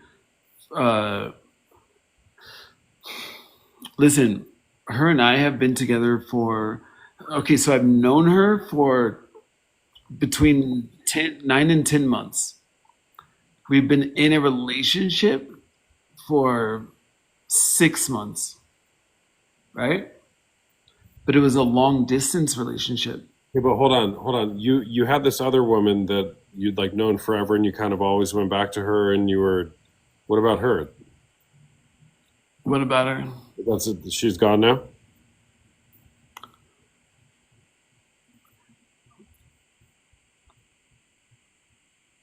I don't know how to answer that. She is still around. But no, I don't touch her, nothing like that. You know what I'm saying? It's a person that's been in that person, and I'm glad that you have that memory. That person's been in my life for a long time, but that's you know what I'm saying? I'm not taking it serious. Does that make sense? That's fair. This person that I'm Because with, the way this you person have I'm talked with, about that woman in the past, it's like the one who's always there that you always go back to. And now you met this other yeah. girl a few months ago, and you're getting No, married. no, no. This is real. This is real. I do go back to my exes. I do that, but I'm saying there's nothing there. I'm saying the girl that I'm with, I've known her for 9 months, and we've been together for 6 months. And she came out here. She flew out a couple weeks ago, and she was here from a Thursday to a Monday, and I could say we consummated, sure, but we're getting married in December, and she's the only person that I ever want to touch again, and the only person that I would even consider. Like it's true love, and we went to church together. You know what I'm saying? She knows she knows more Bible scripture than I do, and maybe that doesn't mean a bunch. And I assure you, I don't want to see another naked woman. I don't want to touch another woman again. Only her. Mm-hmm. And that's that. Okay. And we're getting married in December. So what's funny is, so we're gonna do an actual marriage in like a actual ceremony in December.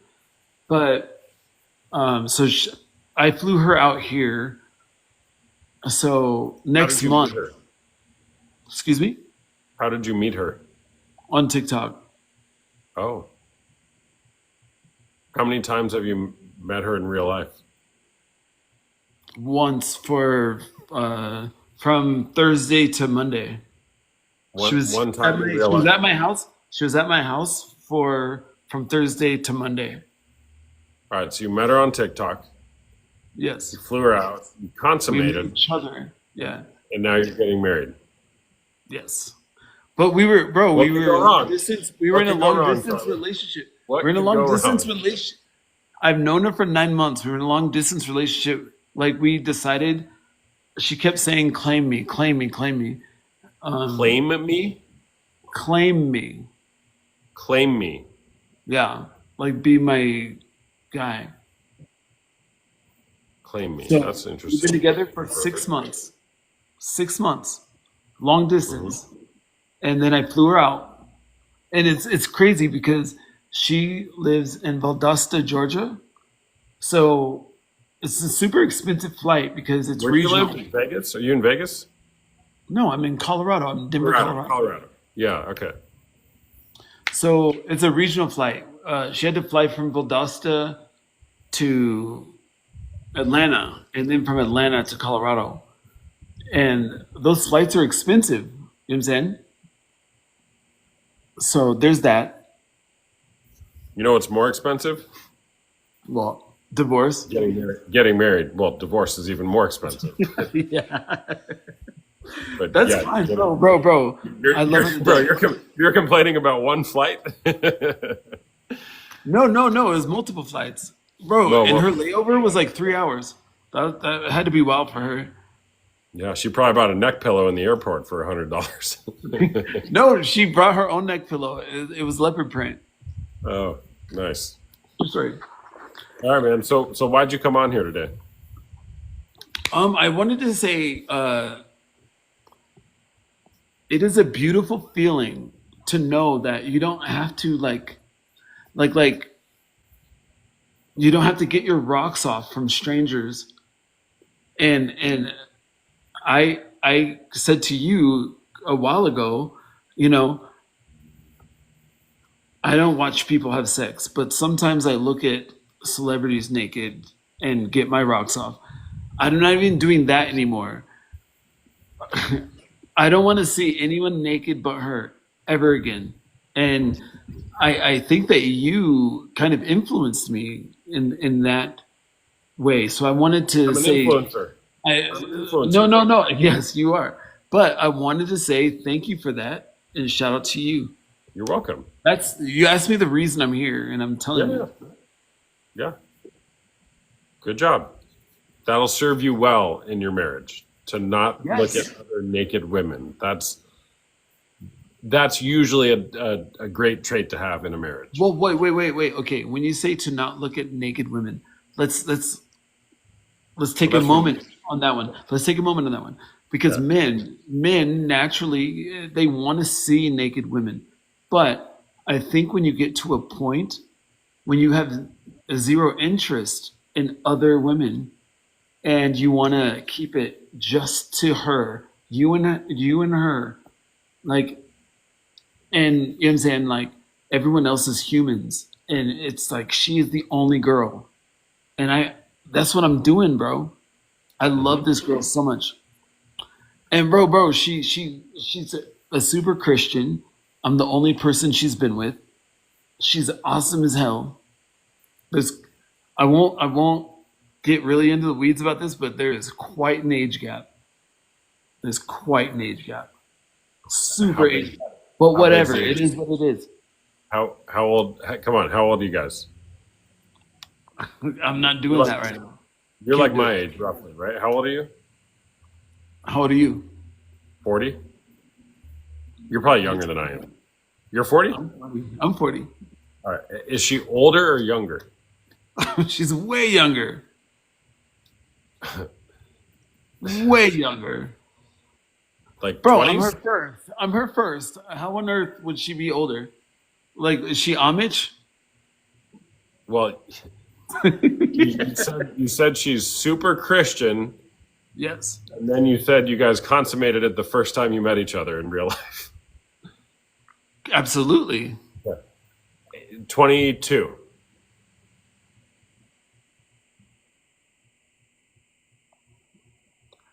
You're 1 year off. And I'll 23. leave it there. I'll leave it there. Did you buy 1 year her? off. Did you buy You're her 1 first year beer off. too? Excuse me? Did you buy her first beer too? No. No, there was zero. No, there's no alcohol, bro. Are you crazy? No. Bro, it's because if she's 21, that means she just became legal to drink. Yeah, but she could have drank that on her own. Bro, we weren't drinking, bro. Okay. All right. So you're 40. You met a girl on TikTok 9 or 10 months ago. She's Yes. about half your age, Yes. and you're getting married in December. Yes. And you've met each other one time in real life.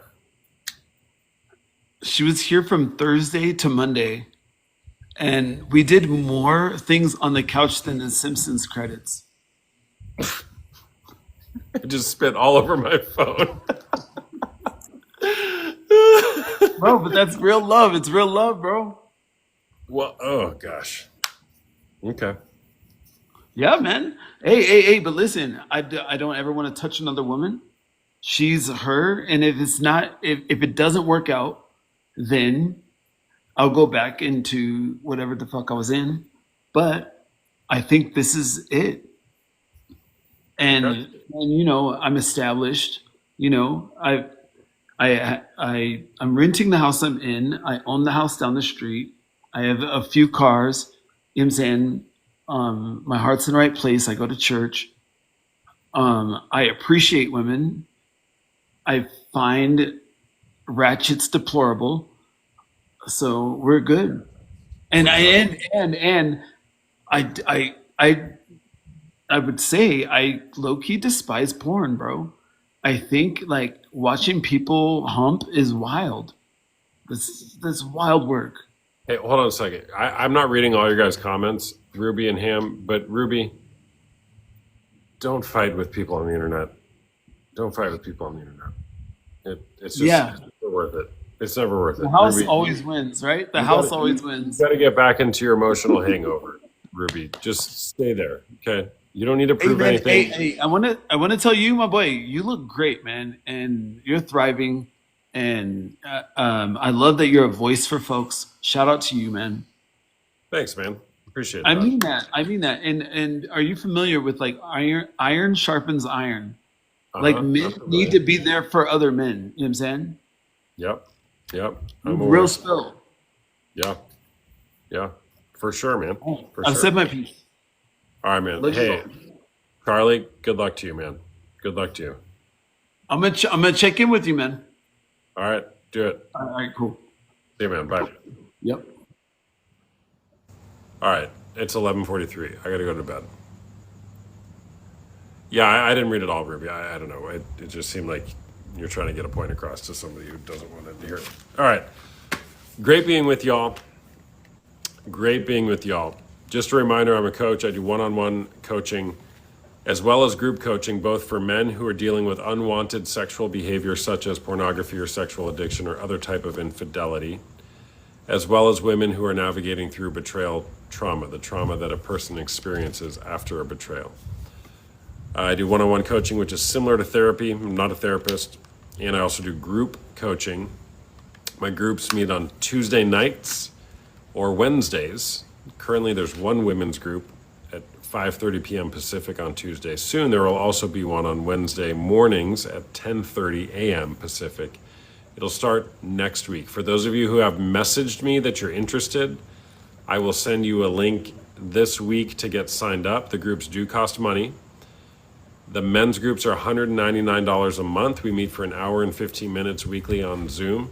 And it's a great group of men who actually want to change their life and not just stop watching porn, but to start living into a bigger life full of love and kindness for how they're treating their partners and themselves.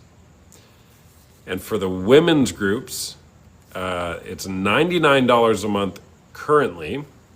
For anybody who's interested in signing up for the new Wednesday group, I'm going to have a $50 or 50% off the first month.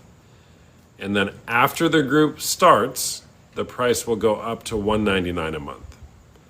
If you get in before I raise the price, you'll stay at $99 a month for however long you're in. That's the same I did with my men's group. It used to cost $99 a month. I raised it to $199 a month, and I never raised the price for anybody who was already in the group. So the women's group is currently $99. If you join essentially if you join the women's group in the next week, you'll get half off your first month, and you'll stay at the $99 price when I raise it to $199 a month in September. If you don't want to work with me, you don't want to join my group, you think I'm weird, fine. I don't care. I guess I do care, but I don't care. If you want to improve your life, improve your relationship, it requires work. It requires knowing your story, being able to dive into your story. And like Ruby did with us tonight and Brotato Chip, we have to be willing to share vulnerably and explore the story so that we can be with it and consider how that's impacting our lives in the present.